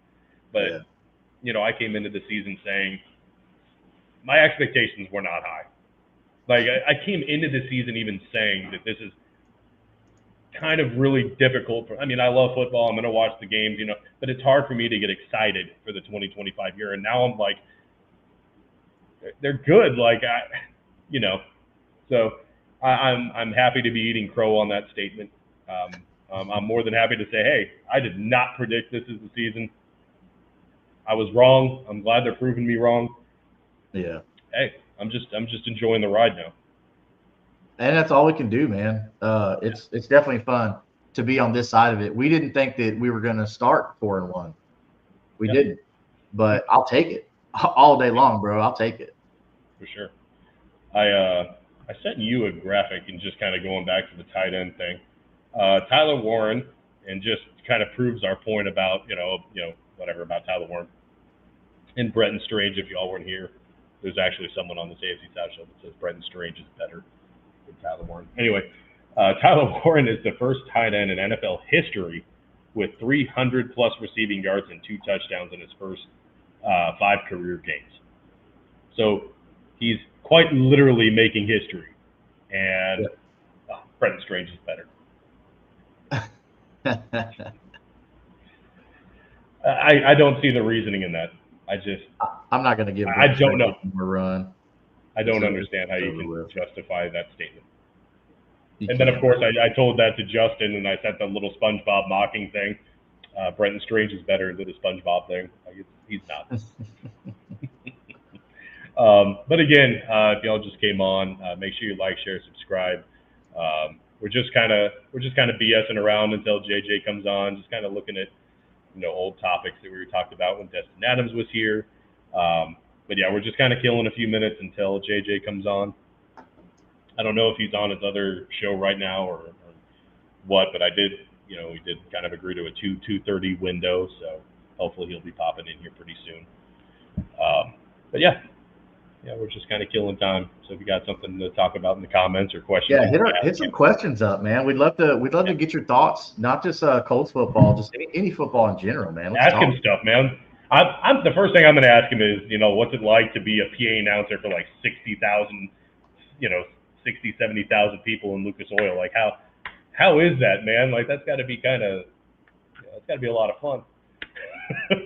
Like you're the guy that gets the stadium hyped up. Like it's got to be pretty awesome, bro. That energy, like I can only imagine what that energy feels like in that stadium, especially right now with how great the team is doing. Yeah, and then I was in the stadium, and unfortunately I didn't see Peyton Manning play in Lucas Oil. Yeah. Like I was there for, I think it was an Andrew Luck game, and I think he got hurt in one of the games, so it was like Matt Hasselbeck was the game that I saw. But Peyton Manning has Lucas Oil trained, man. He had him trained. Every time that offense was on the field, you could quite literally hear a pin drop. Like it's silent. Like and you'll notice me in Texans games at whatever. When the Colts are on the field, yeah, the Texans fans are going crazy, whatever. I'm just he trained us. It's just silent. It's got to be a weird feeling to hear like that roaring, whatever. Okay, they get a first down, and then Peyton Manning shuts all the fans up, and everyone's like, "Sorry, sir, sorry, Peyton." Yep. Yeah, it's like y'all shut up. I'm working here. When he got mad, he put him. I remember that scene like it was, and then immediately the crowd though. Sorry, Peyton. Sorry, Papa Peyton. Yeah. The sheriff has spoken. Hey, shh. And you literally in a library heard people shushing other people. Yeah. That's how you know you're the greatest of all time. When you can hush a crowd. Oh man, that was good times. Peyton Manning brought some when he we were talking about that Adonai Mitchell in our last show, his boneheaded plays. And how Peyton Manning, like Austin Collie did, I think it was like a one-handed catch or some shit that he tried to do. And he basically said, "You're out." Austin Collie ran to the sidelines, and they were like, "What are you doing? You're in." He's like, "No, Peyton said I'm out." Yeah. Yeah, that was, I think Pat McAfee was telling that story. Yeah. And then, yeah. And then how Peyton Manning, eats his steak. Like how he takes his steak or whatever like that. And he said medium plus or something. Dude, there's so many Peyton stories of just letting you know how much of a leader that guy is. We've never had such a leader since Peyton Manning. Which Daniel Jones ain't it. I'm not trying to sit here and say Daniel Jones is a leader. Actually, he's kind of not a leader. He's very quiet. He's not one to get hype, anything like that. At least Andrew Luck would get in your face a little bit, Even when Anthony Richardson briefly, he came in at the end of the game there when it was the game was over against the Raiders. And, Anthony Richardson threw a ball right at a lineman and it got tipped up. He caught his own pass and then gained. I'm like, oh, his stat line is, one pass for 9 yards and a reception for 9 yards. I'm like, that stat line doesn't happen very often. And you just kind of see Daniel Jones clapping, but there's he's very stoic. Just yeah, a little smart, like golf clapping. He's doing the Jason Garrett, yeah, and there's not it's just that was kind of funny. That was amusing. He's very dry, very dry. Which look, we don't need him to come in here and be the locker room leader or anything like that. That's fine. Honestly, I'd be okay if Michael Pittman or Jonathan Taylor want to take that. Or maybe even one day Tyler Warren when he's got a little bit more experience in the league. But right now, the way Jonathan Taylor is playing, dude, that's your leader right there. I wasn't crazy about them putting the captain patch on Daniel Jones because I thought he hadn't really earned it to that point. But I get it. Your quarterback's a captain. I get it, man. But I don't know. I feel like we could have gone another direction in that. Yeah. So I don't know. Probably. I tell you what, one patch though I do want to get. I want to get that Jim Irsay patch, dude. Throw it on my a Dallas Clark jersey, or my Marvin Harrison jersey. That'd be awesome, man. That's a jersey I still need to get. Like I have a Joseph Adaider jersey. I've got Peyton jerseys. I've got Dallas Clark. But yeah, I never got a Marvin Harrison jersey. That's a jersey I need to grab. Yeah, I'm debating which one I'm going to wear to the game this year when they come to Houston. Like if I'm going to wear the Dallas Clark or if I'm going to go with the Marvin Harrison. Or I may just make a custom unstable one. Like just get like a number 24, 25, 23, whatever, and just put unstabled on the back. Just rep hard for the show. For sure. But yeah, you talked about a player that was having some issues. Evan Mitchell, man. Such a great prospect out of Texas. Like, amazing prospect out of Texas. Had a lot of success there. But his rookie year, man, he had a lot of drops. He was struggling with drops really bad. But he's struggling with drops this year, but different. Well, yeah, he's catching the ball, but he's dropping it too early. He's just not holding onto the ball. So it looked like everything was coming together for Adonai Mitchell. I'm like, okay, boom, this is the kid that we drafted, that we knew what he could be and all the talent and everything like that, which I still believe he can get there. These are just some immature, childish things. Like celebrating prematurely. I get it. Look, these guys run fast. So to us, we're like, oh, that's dumb. But to them, like the world is like blurring around them because they're running so fast. And look, I get it. But make sure you are like you're in the end zone and you've turned and then you're dropping it on the paint. If you are just now seeing the paint, don't drop the ball. Don't drop the ball. But wait till you know, and wait until you see the refs. Like just don't do it. Don't be the guy. Don't be the highlight. NFL touchdown. Yeah. You waited a year and 4 games, and you wasted. Drop it before the goal line. Come on, dude. But and it was clear punishment against the Raiders. Like clear punishment. Like it was Doolin all the way, and it was just clear. Oh yeah, I don't think anybody out here thought that he wasn't getting punished. Like not just dropping the ball. It wasn't even the fumble. It wasn't even that. It was that awful hold. I know y'all talked about it on this AFC South show and how he grabbed him and pulled him. Like, he slung him down. I'm like, you're blocking. You don't do that when you block, man. Mm-mm. So, but yeah, he definitely got punished in the doghouse. And dude, we talked about like just that game alone got Alec Pierce's expense because Alec Pierce was up for it, and you just got him paid. But not only that, opened the door for Ashton Doolin to come in and say, hey, look at me. I'm Ashton Doolin. I'm here. I'm awesome. I'm the Swiss Army knife guy. Yeah, I'll do it. Yeah, exactly. And and even in that game, what's up, dude? And even in that game, you're okay, buddy. Yeah, Adonai Mitchell, he I don't know if he stopped on a route or what he did, but there was a disconnect with Anthony Richardson too, and he's like, oh, you see him tap the helmet. Like it's a signal for a go or whatever, but it's like, then what the hell are you doing if you're not paying attention to the signals, dude? Anthony Richardson was good about tapping his helmet. Oh yeah, that's what I'm saying. Like, there's no way you didn't see it. No, I don't know. But bro.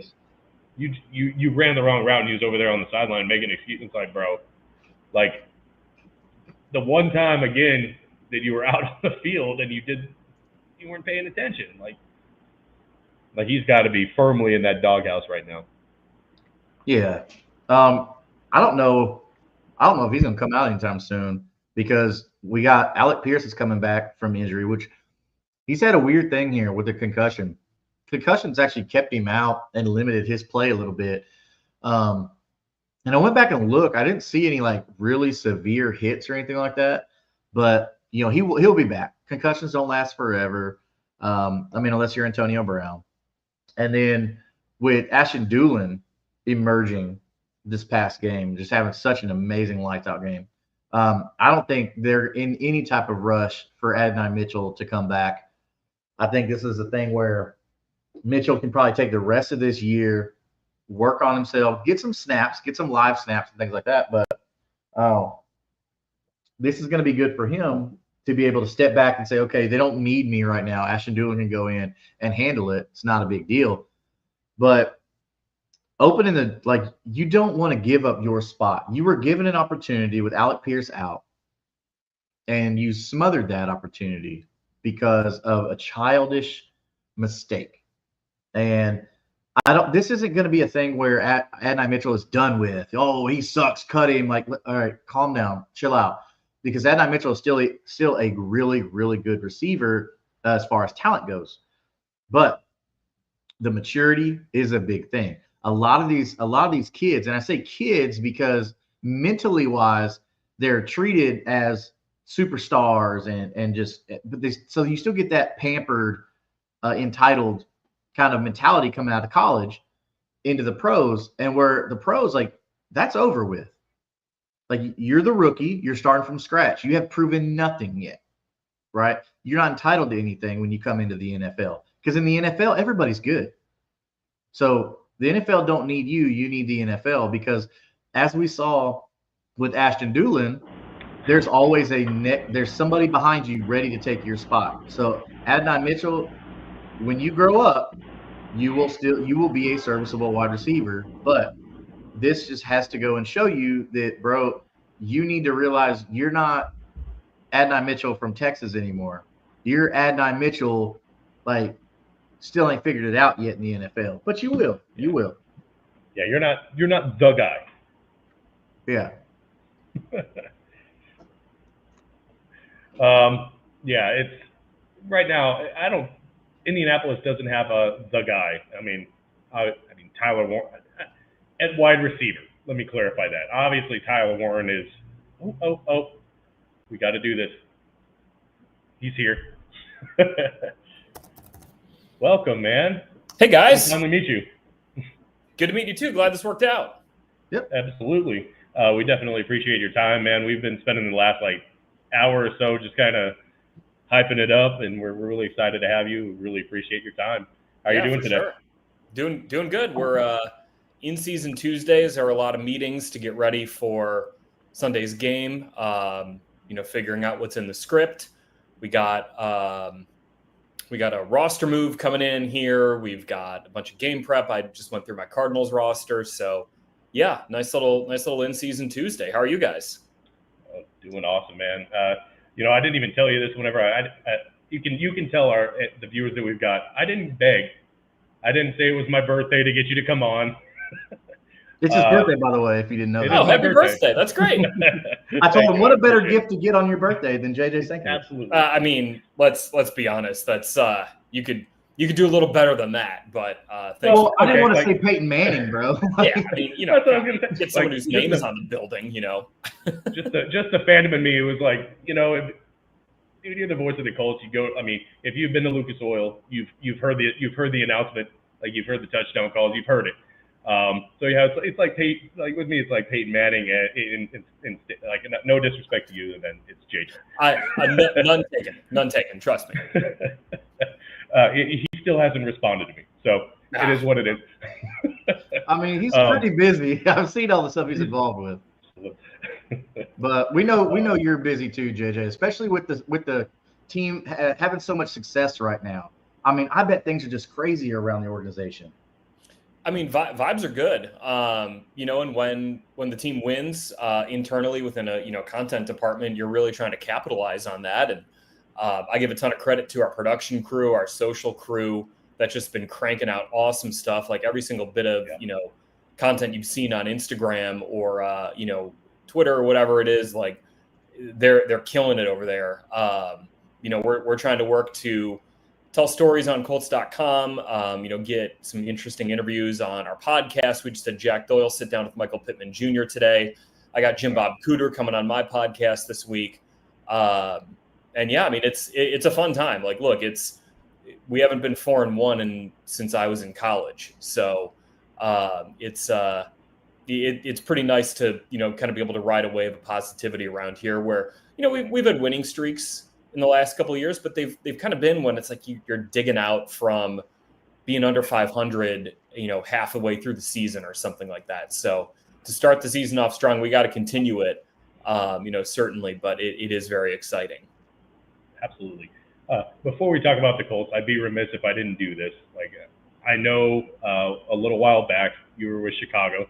Mm-hmm. You're in Chicago. I'm a big Cubs fan. Okay. And I saw that you were a part of that, the crew, I guess, in 2016 for that World Series. Mm-hmm. So I just kind of wanted to, just the fandom in me, I'm just curious, how that was being a part of that. Is the coolest thing ever. I mean, being able to be in first of all, to be able to be at Game 7 of the 2016 World Series, which for my money is the best baseball game that will ever be played, was just an incredible thing in and of its own. And then being able to be in the Cubs clubhouse when they won the World Series, I remember getting sprayed in the back with champagne by Dexter Fowler's dad. It was a really neat experience, one that I'm so grateful I got to have. And I'm a Chicago native. I'll admit I'm a White Sox fan, but I don't hold any animosity toward the Cubs at all. My dad grew up 3-4 blocks from Wrigley Field. I lived on the north side when the Cubs actually won the World Series. I lived 3 blocks from Wrigley down Addison. So I literally walked to the World Series, which is really cool. It was impossible to not root for the Cubs. If you're a White Sox fan and didn't root for the Cubs, it's like, come on, dude, your heart's made of coal or something. So it was a really, really cool thing to be a part of. That's awesome. I had to ask that. I know this is a cool thing, but it's we're football fans. I think I said in the message, we're kind of the little guy. So it's, we're just sometimes it's just riffing on here. There's not a whole pre-made schedule. We're just talking, and there's no way I couldn't talk about, you being a part of that World Series. There's no way I couldn't. Jeff's a major Cubs fan, man. So he's excited. So man, thank you so much for joining us, man. Like I said, I know you're so busy and everything like that. But it definitely goes to show, I'm gonna brag on you a little bit. It goes to show how humble the guys like you, and we had Destin Adams on here earlier, just how humble it is for you to support the Colts community. We're not a major market, like New York, LA, all that stuff like that. So it's good that we all look out for each other. So thank you very, very much, man. Yeah. I mean, I'm glad you guys, I know you'd been reaching out for a while and it was trying to make it work with work schedules, family schedules. It's never easy, but I'm glad that it finally did here. Yeah, man. We got a couple topics we'd like to hit with you. Let's do it. You're Let's good talk with some ball. Yeah. Go ahead, man.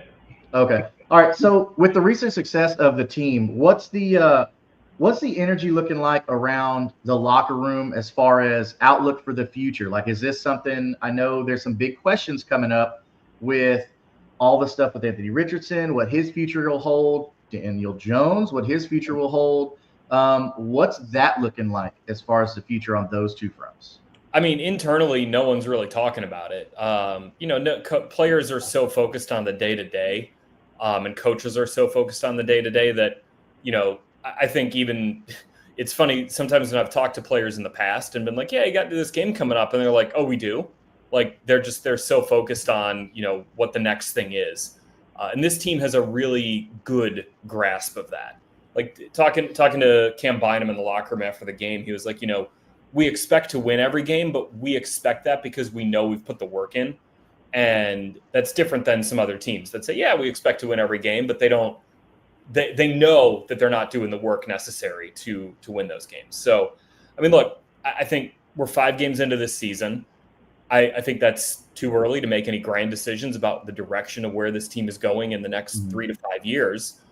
I think for right now, just let's see where this keeps going. I don't think this team is a fluke. I don't think what they're off to, the start they're off to is unsustainable. They're not, having this sometimes you see teams that get off to strong starts and you look at some of the underlying numbers and you're like, they can't really move the ball. They're getting this crazy turnover luck. And that's not what the Colts are. The Colts are, top of the league in EPA per play on offense. They're top 5 in so many offensive categories. Defensively, I love what Lou Anarumo's been doing, where, you know, maybe teams are able to move the ball a little bit on them in terms of, you look at like success rate and stuff, but this defense is going to throw like 2 or 3 just 99-mile-an-hour fastballs at a team that is going to confuse an opposing quarterback into making a decision that's going to lead to a turnover or a sack that's going to end a drive. So it's a really good foundation that the Colts have built on, or that the Colts have to build on. The thing is, I mean, look, we got 12 more games to go this season. So if Daniel Jones continues to perform as well as he had, we'll have a conversation at the end of the year, certainly, about what this looks like going forward. But, you know, we're still, what is it, October 7th?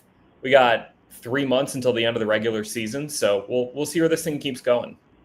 So you talked about the energy and looking at all that. So what do you think has changed as far as the culture? What do you think inspired the vibe? What was the catalyst for that? It's a great question, Justin. I think part of it is some of the new faces that are here. You know, I think bringing in Cam Bynum and Charvarius Ward in the offseason, those two guys have won a lot. I mean, Charvarius Ward's played in a ton of playoff games in his career. You know, his expectation is that you're going to make a conference championship, almost like, you know, baseline based on where his career has been.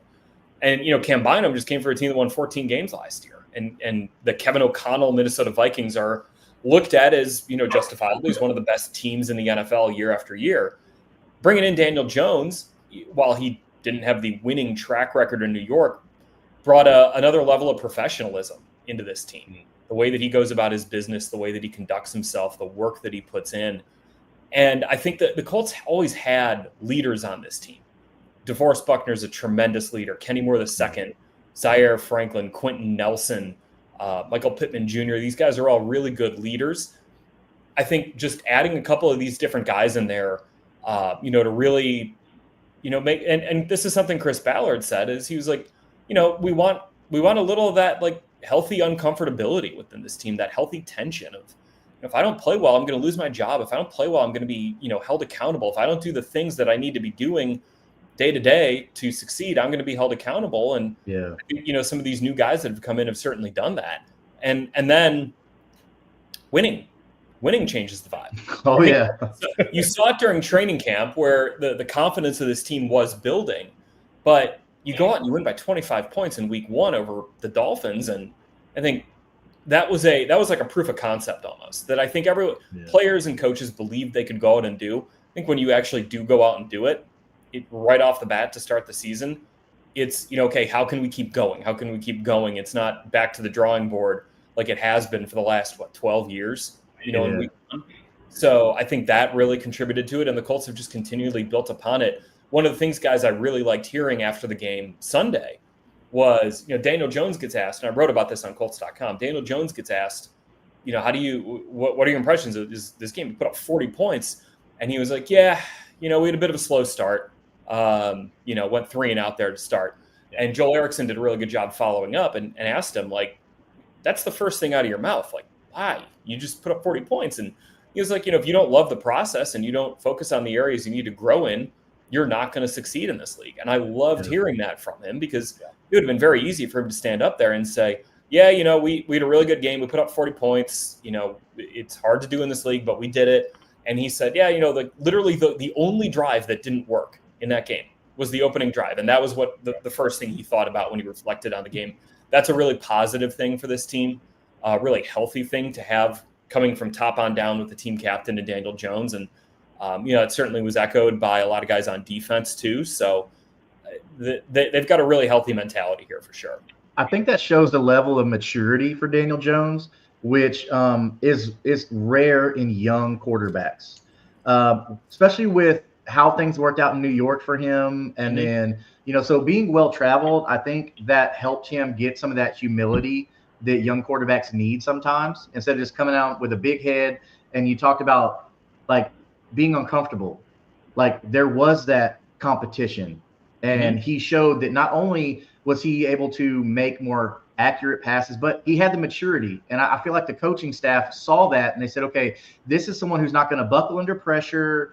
This is someone who is not going to just freak out when he throws an interception. because just that response that you talked about with Daniel Jones, like I think that shows a maturity, and that's what we're needing right now at the quarterback position. Yeah, I think even in that Rams game, Justin, like, he throws his first pick of the season on the first drive, and he comes back and plays a pretty decent game. It wasn't his best game of the year, but given the amount of pressure he was under and the lack of Alec Pierce on the field, I think he played pretty well against a very good defense. And yeah, he didn't let one interception become two, become three. And you see quarterbacks around the league occasionally do spiral like that. And that's why it's one of those things that has kind of, buttressed this team for why I think this is sustainable, is that they've shown the ability within a game to be resilient. And now they've shown the ability week to week to be resilient, where they lose this game against LA. That is like, you cannot believe you lost that game as a player. And sometimes that can turn into another loss. If you're just sitting there on Wednesday night, instead of thinking about what your third down responsibilities are, if you're thinking, golly, if we just hit this one block, or, we did this one thing, we would have won that game. And instead the Colts showed that resiliency by going out and beating the team by 34 points, which I just want to emphasize that doesn't happen in today's NFL. 34-point wins don't just fall out of the sky. They happen because a team is focused and they're motivated. And, Jones even talked about this after the game. He's like, something I was really proud of and something that showed the maturity of our team is that we had a lead at halftime and then we grew it. We built on it. I think you'll see a lot of teams, they'll go up at halftime and they'll come out and they'll kind of lollygag a little bit. I mean, the Colts did this last year. Remember that Titans game in week 16 where they were up 38-10 and you look up and it's 38-30. You build on those leads. Yeah. And the Colts did that in this game. That's something we haven't seen out of this team in a little bit, and that does show some good maturity there. And you touched on a couple things. Oh, I'm sorry, Jeff. Go ahead. No. Go ahead. I was going to say, so JJ, you touched on a couple things that Jeff and I have talked about plenty. Is one, like how you're basically keeping your foot on the gas. Mm-hmm. You're not letting that, we're up by 2 touchdowns, let's go ahead and just run the ball, run the clock out, things like that. They want to keep their momentum going, keep that going. And I love that, seeing that from this team, that energy. And then 2, Daniel Jones, he's not trying to do too much. He has such a great stable of weapons. We love how, and this is something that Jeff and I have talked so much about, how he's taking what the defense gives him. He's not forcing bad throws. Hey, if Josh Downs is open right there and he's my only option right now, boom, okay. It doesn't matter if it's first read or third read. He's taking the open shot, and we love that, and it's working. It seems to be a formula for success for this team, and using Daniel Jones in that format. The other thing I would say there, Justin, because you're totally right, is he's not just taking what's there. He's throwing with plus accuracy. So guys can go make plays after it. I think sometimes taking what's there can sometimes look like, honestly, it sometimes looks like Kyler Murray, who's completing 68% of his passes this year, but he's averaging 6 yards an attempt. Yeah. With Daniel Jones, he's taking what's there, and he's the perfect example is that one on 3rd and 12 to Downs, where he throws way short of the sticks right there, but he puts the ball in a spot where Downs can go make a play. And Downs makes a spectacular play to go pick up that first down. That stuff right there, it's one thing, Pro Football Focus tracks accuracy and then accuracy plus. And I haven't looked it up, but I would guess Daniel Jones' accuracy plus has got to be pretty good this year, because those are the plays that turn into those 3, 4, 5, 6 hidden yards that can sometimes be the difference between winning and losing a game. Yeah. And I know that you had touched on something, the resiliency of this team. And I think it was really highlighted in this Raiders game. Again, Colts started the game 3 and out. And then you see these Raiders seem like they're going on this death march. And it's I think it was 15 plays or something like that. And it just seemed like, that we're kind of getting the residuals of the Rams. Oh no. Held them to 3, and then the Colts never looked back. Yeah. So it's it was great to see. And you got those splash plays, right? Where, they're kind of marching down. Tyquan Lewis gets a sack, and boom, there we go. There goes the drive. It just implodes for the Raiders, and they have to settle for a field goal. I think you're going to see some of that where, maybe teams are going to be able to move the ball a little bit on the Colts. But that doesn't mean they're going to score. And I think that's that's it's a different kind of way that the Colts are playing, where they're going to throw a lot of stuff at opposing offenses on, defensively speaking. And one of those per drive is going to stick, and that's going to torpedo the drive for the opposing offense. Where I think, sometimes it's not a bend don't break defense at all. It's we're going to keep trying to break you until you do. And I love that strategy. I think I was just reading Ollie Connolly on the Read Optional, and his point about Lou Anarumo was that he's a great playoff coordinator because he has these bespoke game plans that are going to take away the thing you do best in the playoffs. And sometimes in the regular season, it's hard to do that consistently. But look, if this Colts team makes it to the playoffs, I love what this defense is potentially able to do, what they could potentially be able to tap into, if they are going to be playing deeper into January. From everything the players on the defensive side, like they love Lou Anarumo. They love all the different looks that he's letting them do. And there's something that we didn't get out of Gus Bradley. And I don't mean to throw shade, but it's more of a praise for Lou of what he's able to get out of the players that he has.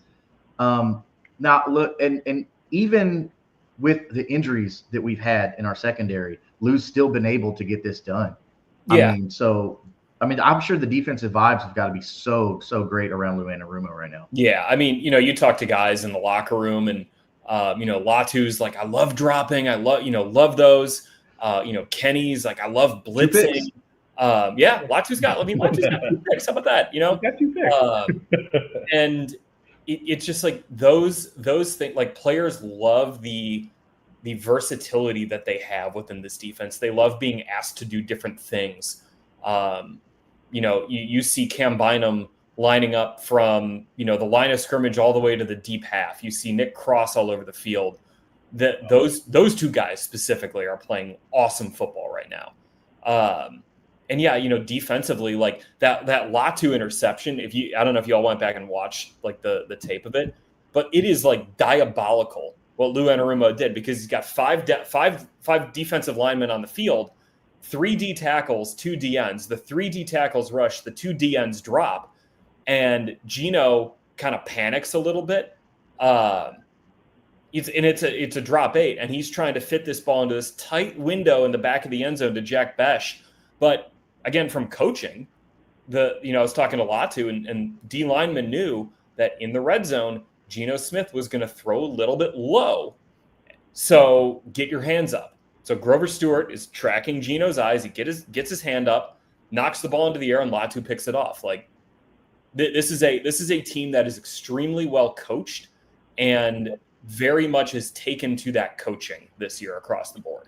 Yeah, it seems like Lou is not just using them in their designated position, but he's using them as athletes. Because the NFL nowadays is you're all premier athletes. It's not the old school days where you got just some big brawly defensive lineman and that's all his job is. Like you can drop him back to maybe be in the linebacker coverage position or something like that. I love that Lou is using these not just players, but using these athletes. Yeah, I mean, the way that he's devising stuff for all 11 guys on the field at once, it's really cool, and I'm excited to see where he keeps going with it as the season goes on. Yeah, for sure. Just to kind of like piggyback onto what you're saying, like this is a well-coached team. Like this is not a team. I mean, they made a couple of mistakes, quite a few mistakes against the Rams. But beyond that, this was about as mistake-free football as I've seen in a long time. Like, yeah, I'm not just talking about the Colts. Yeah, they do need to clean up the penalties a little bit. That's a point of emphasis for this team. I got to say, penalties are up around the league. I actually just looked this up today. There have been 1,346 penalties assessed through week 5. Last year through week 5, there was 1,180. So you're talking about a pretty significant uptick in flags being thrown this year. But the Colts also have had the most offensive holding calls against them of any team this year at 15. So there's stuff that certainly needs to be cleaned up with this team that, you don't want a holding penalty to torpedo something, later in the season. You want to get that fixed now. But yeah, I mean, in terms of the, takeaways and, ball security, The Colts are doing a fantastic job across the board at those two things. And this offense is like, it's remarkable, the kind of stuff they're doing. I mean, it's like every week it's something else, something new pops up that you're like, I've never seen that before. 6 consecutive drives with a touchdown. I've never seen that before. That, it's insane. Well, when you have such a versatile player like rookie Tyler Warren, you can do a lot of different things with a Warren player has unlocked so much with this football team. I mean, the versatility that he has, and the way that coaches have been able to use him right off the bat. Like I had James Franklin on my podcast in the spring, and I was asking him, like, what makes you think Tyler can transition to the NFL? And he brought up how a lot of tight ends these days who come out of college have never been asked to block, like never been actually asked to put their hand in the dirt and block. And he's like, we had Tyler doing that all the time, but we also had him doing this and this and this and this. And he was like, what I come back to is he was the yeah, he could do literally everything. He was the offense. Look at them this year. I mean, without Tyler Warren. But he could do everything, but it started with him being able to block. And I think what you've seen is that he's got this blend of like a high football IQ with the physical toughness of almost an offensive lineman sometimes. Yeah. So he can do, and then the athleticism of a guy who's not 6'5", 260 or whatever he is. So the Colts have been able to put a lot on his plate, and he's handled every single aspect of it. He looks like a seasoned veteran, man. I mean, absolutely. Yeah. You talked about IQ. Just the play they drew up where he's rolling out and it's supposed to be a pass. Like he knows, okay, hey, the pass isn't there. So instead of like being that young rookie and just try and make something happen, just know it, just throwing it away and trying again. Like, that's so I got a smart. question. The announcers talked about it. Is Tyler Warren left-handed? Yeah, he is. Yeah, he is left-handed. He is left-handed. Yes. Okay. Yes. Don't worry. That was not an ill-advised, non-prominent hand throw. He is legitimately left-handed. But yeah, that was something that should make all Colts fans just all comfortable and warm inside, knowing the future that we have with this young man, who already looks like a seasoned veteran out there. Yeah, he's going to be good, and I think we knew that coming in. And he even through that, he's exceeded my expectations for him. Just because you always think with tight ends, it's probably going to take a little bit. That's just your baseline. Right. It's like 2-3 years, I think, is like kind of the buffer for them. Right. And the other thing too is sometimes when you hear, a guy's versatile in like the pre-draft process. I actually asked Jim Bob about this on my podcast. It's coming out Thursday. I was like, sometimes you hear that and coaches don't actually know what to do with it because you can't actually zero in on what the guy's good at. It's like you spread him too thin, and then all of a sudden you're not leaning into like what he's actually good at. Yeah. And the Colts have leaned into what Tyler's actually good at while still finding ways to use him in versatile manners, which is super impressive that they've been able to do that, and Tyler's been able to take it on. Yeah, and seeing him line up, fullback and just kind of be that, like, I don't want to say fullback is kind of like a dying position, but you don't see a lot of it. Like you don't see a lot of fullback run stuff like that, and they're doing it with him because he did it in Penn State. Like he's doing it all. He's awesome. I think if you took a poll of Colts offensive coaches, like what's your favorite play of the year, I think it would that 46-yard touchdown against Tennessee would win because of the way that, it's old school ISO. You might as well put a washboard on Tyler Warren's neck. Just line him up there, make him look like Mike Allstock clearing the way for work done. It was awesome. Yeah. Yeah, because now it's not just one of those situations where, like in the past, you have your tight end line up as fullback, and you're okay, he's just a fullback or whatever like that. Like you honestly don't know what they're going to do with him. Dude, like, is he going to go for a pass? Is he going to take the handoff? Like, what's going to happen with that? The corner route against Denver from a fullback position was another diabolical play. Like, who thought of that? You're running a deep corner with a fullback, but it happens to be Tyler Warren. Yeah, crazy. Yeah, me and Jeff said the other day. Actually, we've said it a couple episodes. Thank you, Chicago Bears, for taking Colson Loveland first and leaving us Tyler Warren. It worked out beautifully. You being the Chicago guy, maybe that stings a little bit, but I haven't been a Bears fan since I was in high school. It's been a while since I've rooted for that team. Well, so thank you, Chicago, for taking Colson Loveland. We don't feel bad about it. Oh man. So we got we touched on it before that there are some deficiencies that we still need to address. I mean, nobody's perfect, or what is it? Nobody's perfect. There's Simpsons reference. That and a little bit of The Office. Okay, yeah, a little bit of both. But there are some deficiencies out there, and specifically at corner. I mean, Wally. I mean, both Justin and I had a strong belief that he probably would come in, and he was playing like he would be the corner 2, opposite of Ward, and then he gets hurt. So I'm just kind of wondering, is there any talk about maybe looking into a team that isn't looking at the playoffs that Ballard's on the horn with to try and shore up maybe some of this? I think there's a month until the trade deadline. I think those things will play out if the Colts do go down that route. I don't think anyone's hitting the panic button right now. I know it might look, like, oh, well, who's going to play there this week? But, don't forget Jalen Jones should be back at some point this season. He's played some good football for the Colts over the last couple of years. Maybe Mekhi Blackman gets a little more settled in. Maybe Jonathan Edwards gets a little more settled in. I don't think this is like a red line, they got to go get someone. And the other thing is what corners are really out there. That's a position you don't see get traded all that often during the season. I know like Jalen Ramsey just got traded in the offseason, but I don't recall like a big time cornerback trade. For whatever reason, it feels like it's usually like if it's a defensive player, it's like a D end who gets traded or a D tackle. I wonder if that's because there just aren't that many, corners who you're like, so that's not going to happen. I wonder if that's just because there aren't that many corners who are like consistently good year after year. Or if teams just say like, this is a position we don't want to get rid of. Or if there's just like a dearth of cornerbacks who are available. But I think, just trading someone to trade for someone sometimes can be a bit of a lead balloon. Let's see where the next couple of weeks go. And then, if the Colts need to make a move, around the deadline, maybe they do, but I wouldn't say you're hitting that button just yet. And also most teams are probably not ready to make a trade right now, unless you're apparently the Browns. Well,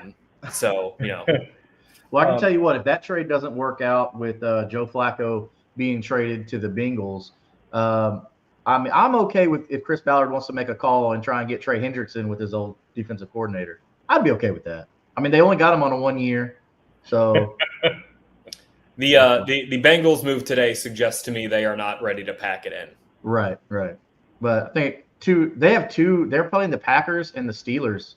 That's pretty tough for him to come in and just kind of figure out the offense, figure out everything.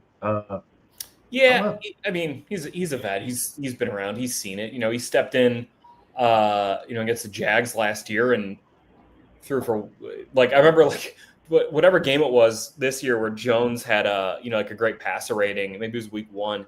I was like, wow, like when is the last time we had a quarterback with that high of a passer rating? Oh, it was Flacco in week 5 last year against the Jags. So, well, they play very similar. Other than Jones being such a better athlete than Flacco, but it's like you see like a younger Flacco back there almost, like just a premier game manager, not making crazy things. Nowhere to go with the ball. Which is good. I mean, Flacco being the seasoned vet, but that's really good. So, I mean, the internet's going to internet, right? And, we've been seeing articles that, Anthony Richardson wants traded. I don't put a lot of stock in it. I'm just curious if there's actually been any discussion about that coming up to the deadline. I don't buy it. I just had to ask. Nope. It comes down to a couple of things. Number one, the Colts still believe in Anthony Richardson. They've been very consistently saying that for months now. Number two, what team's trading their backup quarterback when they're in contention? I mean, like, that's fair. Beyond everything else, just think about it this way. He's your backup. Why on earth would you trade him when you're contending to win the division? That wouldn't make any sense. No. So, and he's not a malcontent at all. What was it? Who was it who had the catch down the sideline? Maybe it was Pittman. Someone, the first guy down there doing the head tap is Anthony. I think it was Alec against Denver. He's been, by all accounts, very good teammate. and someone who the Colts are not like racing to push out the door for whatever reason some people might cook up. I'm hoping with the success of Daniel Jones, that this kind of eliminates that complacency that maybe Anthony Richardson would have had last year, being like the guy, hey, you're the franchise quarterback, this and that. Because humility is never a bad thing. So I'm hoping that maybe with some of that ridicule or whatever, that he can mature through that. And then we see some really good ball from Anthony Richardson in the future. Yeah, I mean, Chris Ballard has been pretty consistent. The growth happens in your toughest moments. And, the Colts believe that Anthony can learn a lot from Daniel Jones, who has a very good process, a very detailed process.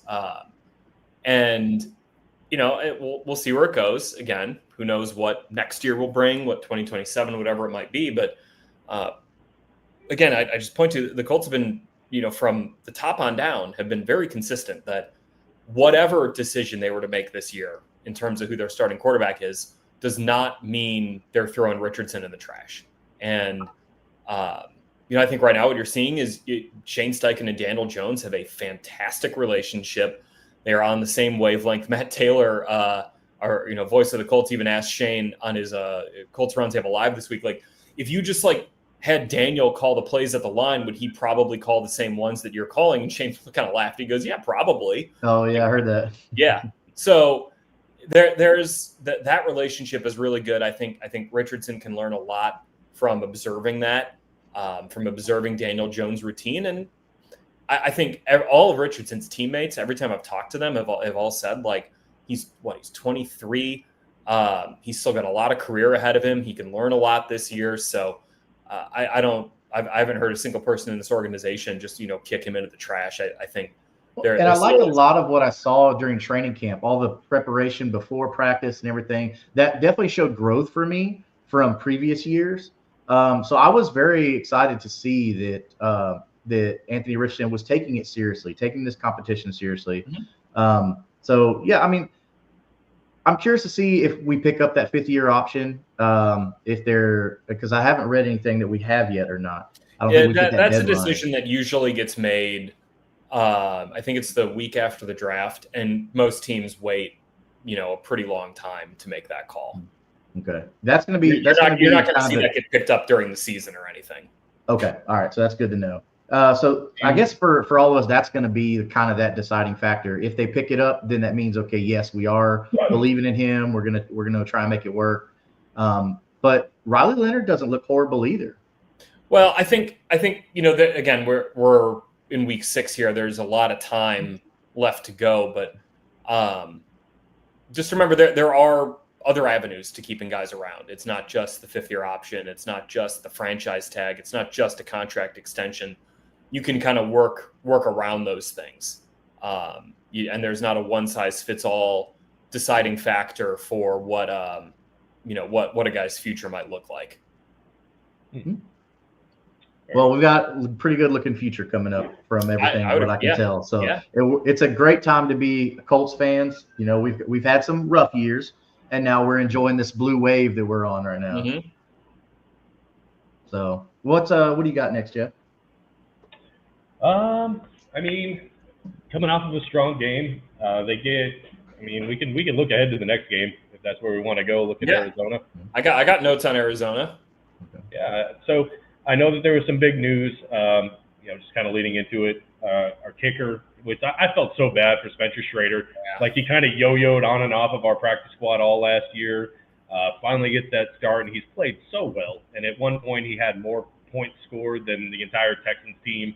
He's having a great year, and to see him get hurt like that, and we do know that a familiar face is coming back to the Colts to take his spot. Yeah, it sucks. Just like baseline, it sucks that this happened to Spencer because, like you said, Jeff, he was having a great year. I think the Colts really trusted him. They knew they could trust him in big moments. They could trust him from distance. It's tough. Michael Badgley is a guy who, at least does have experience with Luke and Rigo, which I think is really positive. That's something Brian Mason talked about today. Is that the operation and having that experience and that timing with guys does count for something here. So, we'll see if he can, step in. Badgley's been really good from inside 50 in his career. Now he's never kicked with these new K balls that they got rolling around. Maybe that'll help a little bit with the distance, but he's a guy who's dependable and reliable. When he was at the Colts in 21, I think he made 18 to 21 kicks, all of his PATs. That's really all you kind of ask for from a kicker. Look, baseline, just make your PATs, and if we need you to make a 40-yarder, just hit it. We don't have to worry about it. So I think you'll probably get that out of Badgley, and then anything else you get beyond that, will be nice to have too. But I am interested in how building that trust between like Shane, who's the play caller and the decision maker there, and Badgley is going to play out, where Shane clearly had a lot of faith in Spencer Schrader and the way that he could call things late in games. Is that going to remain the same with Badgley? And are you going to see the Colts be a little more aggressive on third, fourth down in some of those critical situations late in games to get them closer, and maybe take a little bit more of a risk on a certain play? So I don't know. We'll see. That'll be an interesting thing to see how it plays out over the next probably 4 or 5 weeks going into the bye. It was fun to see them going for it on the 2-point tries and stuff when Spencer was hurt. That was pretty exciting. I think with how electric our offense is right now, I think Steichen could confidently go for it more often than not. He could. I think you'd probably prefer to just be able to set it and forget it with the PAT, but and the other thing is, like, it's not like we pulled out any designery plays on those 2-point conversions. Those were it was a lot of core passing concepts that we went to, or core run concepts. It wasn't some of the other stuff that we've seen from Shane down in the low red zone, where it gets real funky real fast. So well, I think a lot of our offensive success is showing from that offensive line. These guys are killing it, and I know people were panicking when Kelly and Fries left, and man, it's like our guys stepped up and they just took the ball and ran with it. Matt Gonzalez has been awesome. He's been awesome this year. And I think with how well Bordolini kind of filled in the stead, Kelly had a little injuries. I think the writing was kind of on the wall there with Kelly. But when Fries was in the game, he was one of the better linemen in the NFL. Yeah. And that hurt to me for him to go. But I think this line overall is still really good. Ryman, I think, it's improved every year. So. Massive holes for Jonathan Taylor to run through. Right. Look at these long runs that Jonathan Taylor's having. You look where it starts from, and he's run through the Grand Canyon to start with, and then just breaking tackles after it. So if you've got that, man, you're going to have success. There's a reason why Jonathan Taylor's the best running back in the league right now. You got to give credit to the offensive line. Yeah, and I think the other guy who deserves a lot of credit here is Tony Sperano Jr., who, now I always like to say this on, when people ask about him, or, I'm talking about him, I'm like, look, don't take it from me. Take it from the bank accounts of Bernard Ryman and Will Fries that Tony Sperano Jr. is a really good coach. Those two guys got contracts totaling $188 million this offseason, I think. And they both developed under Tony Sperano Jr. So I'll go ahead and just say that's the real indicator of how good of a coach he is, not just me saying it. Like the league notices and the league rewards these guys for the development they got under Coach Sperano. And every single offensive lineman you talk to about Tony will just talk your ear off about how great of a coach he is, how much he cares about the guys in the room, the way that he empowers them, the way that he empowers everyone, not just Quentin Nelson, but all the way down the roster to, the last tackle on the practice squad is treated the exact same in that room. And I think he's a fantastic coach. He was a huge hire that Shane Steichen made in 2023 when he got here. And I think, we're trending toward people starting to wake up and realize Tony Sperano Jr. is one of the best offensive line coaches in this league. Well, hopefully we can keep him in-house. It seems like we're building the right staff and getting the right people in-house. So let's keep this going. For sure. So what is something that we should be looking for against Arizona? A very wiry Kyler Murray. So let's see. Kyler Murray, 7 batted passes this year. It's tied for the most in the NFL. That was, I think we know why. He's not very tall.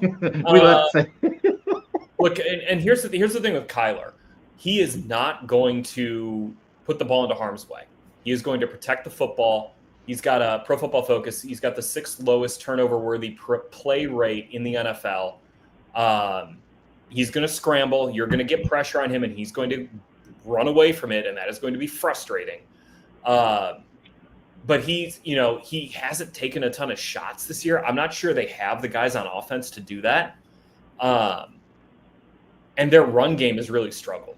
Their run game without James Conner and Trey Benson, and I think notably without Clayton Adams, who used to be the Colts tight ends coach. He was Arizona's offensive line coach and run game coordinator last year. He's now the Dallas Cowboys offensive coordinator.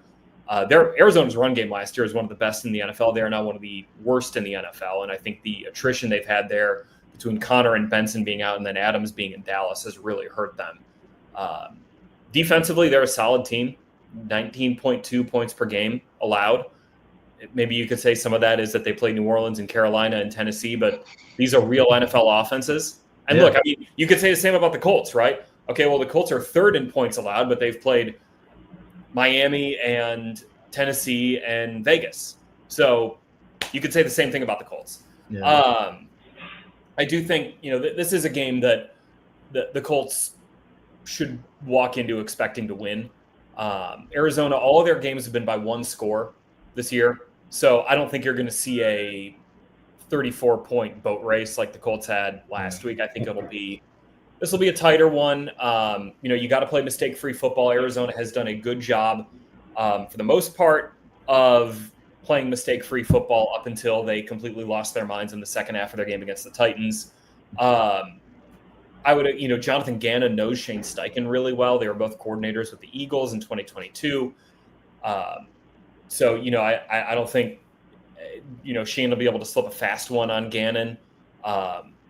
So I would expect this to be maybe a lower scoring type of a game, maybe closer to, the kind of 27-20 type game the Colts had to just play against the Rams, where self-inflicted mistakes cost the Colts that game. I think the Rams are a very good team, certainly, but I think this is a game where if the Colts can avoid those kind of mistakes, penalties, turnovers, those types of things, they should be able to come away with a win in this game. Yeah, keep it simple. Like, don't do anything fancy. I'm not a fan of Kyler Murray as a passing quarterback. I don't think he's very good at that. Now, that's just me personally from what I've seen. It doesn't seem like him and Marvin Harrison Jr. are on the same page a lot of times. Yeah, it's kind of weird, right?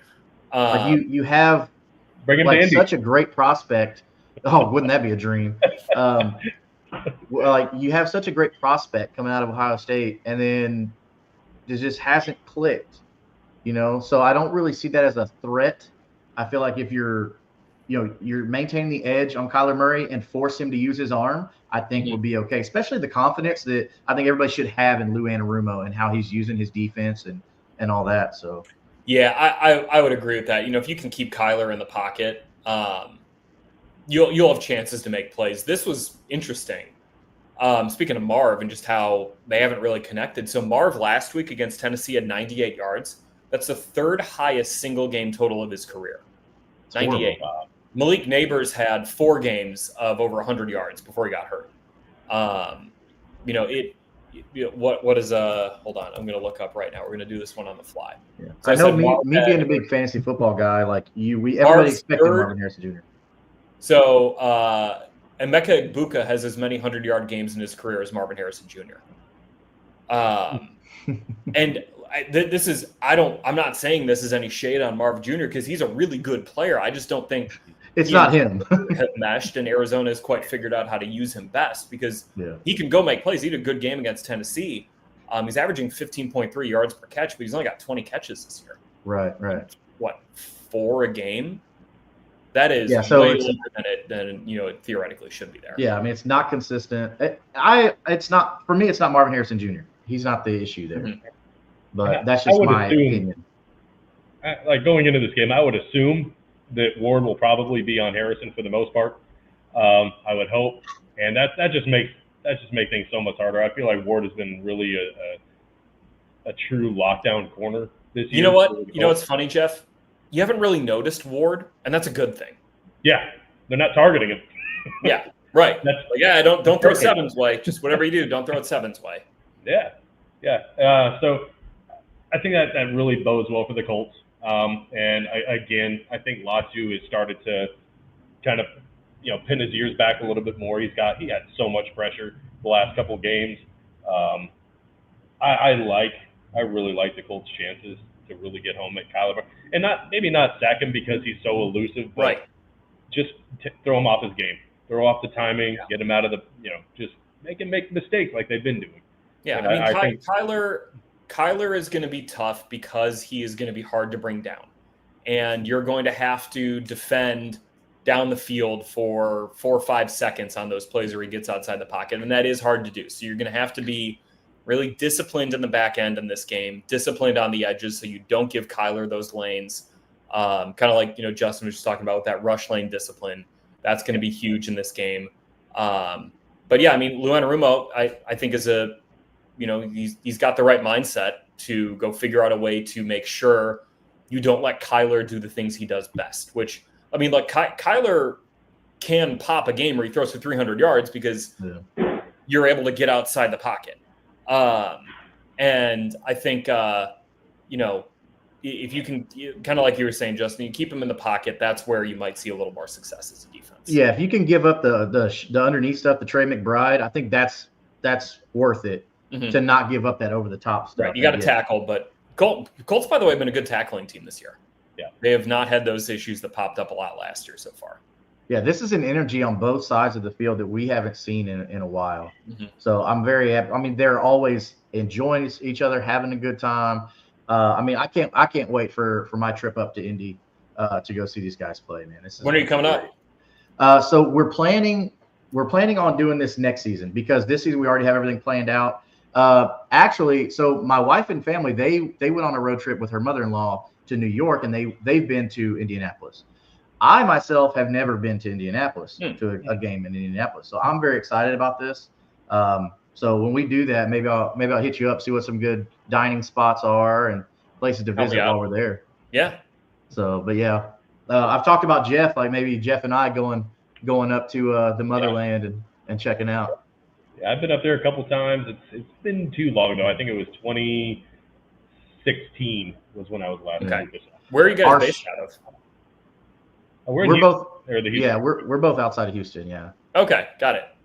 Our podcast network that we do, we're actually part of this AFC South show, which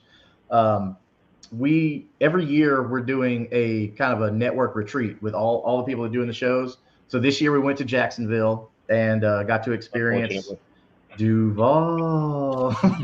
Got to experience that. I think next year they're actually coming to Houston, and the year after that the whole crew is going up to Indianapolis. Cool. So But yeah, I'm pretty excited about that. So I think I'm gonna have to pick up my youngest here in a little bit from school. So I think maybe just get in our score predictions. I think JJ, did you say what you think? 27-20? Is that what you were thinking? As a team employee, I'm not in the business of making official score predictions, but I would say that would be the range I would be looking at. That's fair. That's fair. You got it. I respect it. Yeah, I'm gonna go. I think I'm going to go a little higher. I like what the Colts have been doing. They've been hovering right around that 30 all year. I'm going to say like 31-23. I'll give them 8 points. Okay. Well, I'm not going to give them that many points. I'm only gonna let Arizona get about 17 right here. But I think that we're going to be looking at 27-17. In the Colts' favor, because they contained Kyler Murray and didn't let him get out of the pocket. That'd be a fun game. I'm in. Yeah. I'll always take a win. But yeah, it's been awesome, man, having you on. Hopefully you'll be free again in the future to do it again. Yeah. You'd be willing to come back. Well, it does work out that Tuesday afternoons are, once we kind of get through the heavy game prep phase. I do have an hour or two in the afternoon, so I'm glad that I was able to spend it with you guys. It was fun. You guys know your stuff. We try, Thank you. man, and we really appreciate your time. I know you're a busy guy, so you coming to do this is really awesome of you. We really appreciate it. Yeah. Yeah. Hey, man, Everybody that's in here, make welcome. sure y'all check out JJ Stankevitz at Colts.com, man. We definitely enjoy hearing your podcast, and with you, Bill Brooks is fun. Getting a former player's perspective is always really cool, especially not just a player, but a player that wore the uniform as a Colts uniform. So that's we got cool. Jack Doyle doing a podcast with us too, which has been really fun to follow along on that. So we've got a nice little lineup of things going for us here. I bet he's enjoying seeing somebody else take up the mantle of number 84. He said on his first podcast, he was like, we got all these 84 jerseys in our basement, and I'm like, kids, get the duct tape out. We're covering up Doyle. We're putting Warren on it. That's awesome. Oh man, what a great sport about it. And honestly, man, you're living the dream, man. It's kind of the goal to do what you're doing, at least for us. So it's really awesome to just kind of see that personality up front. Like this has really been cool. Man, it's been great. Appreciate that. We'd love to have you back on. I'm fortunate enough to be able to do this, not just to be able to do this, but to do this for the Colts, who are just a top-down great organization from, Carly Ursay-Gordon, Casey Foyt, Kalen Jackson, all the way down to every single, employee who I interact with here, players, coaches, front office staffers, whoever it is, folks on our business side. It's a really cool atmosphere that we got in this building. And it's very collaborative. It's very supportive. And that really, it starts at the top with tremendous ownership, which we are very much fortunate enough to have here in Indianapolis. I think it's really cool that it stayed a family business. They didn't just up and sell and everything like that. It seems like the sisters are just really like honoring their father, taking up the mantle, and how involved you see Carly is on the ground every day. I think that's really cool. Really cool. Yeah. They know their stuff, and they know they know it's different. Obviously without their dad around, but they've done a really tremendous job, and I've full. Yeah. It's really cool to work for an organization where you really do believe in the people who lead the organization. For sure. Yeah, it's also going to be kind of exciting to see how the changes that they might bring, maybe their stamp on the franchise and things like that. Yeah. So, I'm sorry, Jeff, I cut you off. No, you're good. I mean, it's clear like the impact that they've had, that Ursay family, and what the sisters have done, the impact that they've had. It shows on the field. Like the whole, it's a clear attitude shift, and it's fun. Like football is a lot of fun again in Indianapolis. Let's keep it rolling. Rolling. Sure. Absolutely. But yeah, man. Again, thank you so much. Thank you so much for coming on. We really appreciate it. You are always welcome. Always welcome on here. So hopefully in the future, you can have a bit of time to get to come on. Well, I'll do my best to make it work, because this is a lot of fun, guys. For sure. We really appreciate it. Everybody watching, like, share, subscribe again. Make sure you go over, check out all of JJ. He's in a lot of projects. There's a lot to check out, and make sure you give him a follow if you haven't already. Subscribe to his stuff. I mean, it's great. Yeah, where all can they find you, JJ? So you can find all my written content on Colts.com. You can find all of my my podcast, The Colts Show, which you can download on your podcast platform of choice. You can watch it on YouTube. And then if you are at a game, you can't tune out my voice. So that's you can listen to me, read me, hear me, watch me in a couple different places. Awesome. But yeah, man. Thank you so much. I got to go pick up the kids, but we'll definitely be in touch again. We'll be throwing out invites. For free. We appreciate happy birthday too. I appreciate it. Thank you so much. All right. Take care, guys. Later, buddy. Take care. Thank you, sir.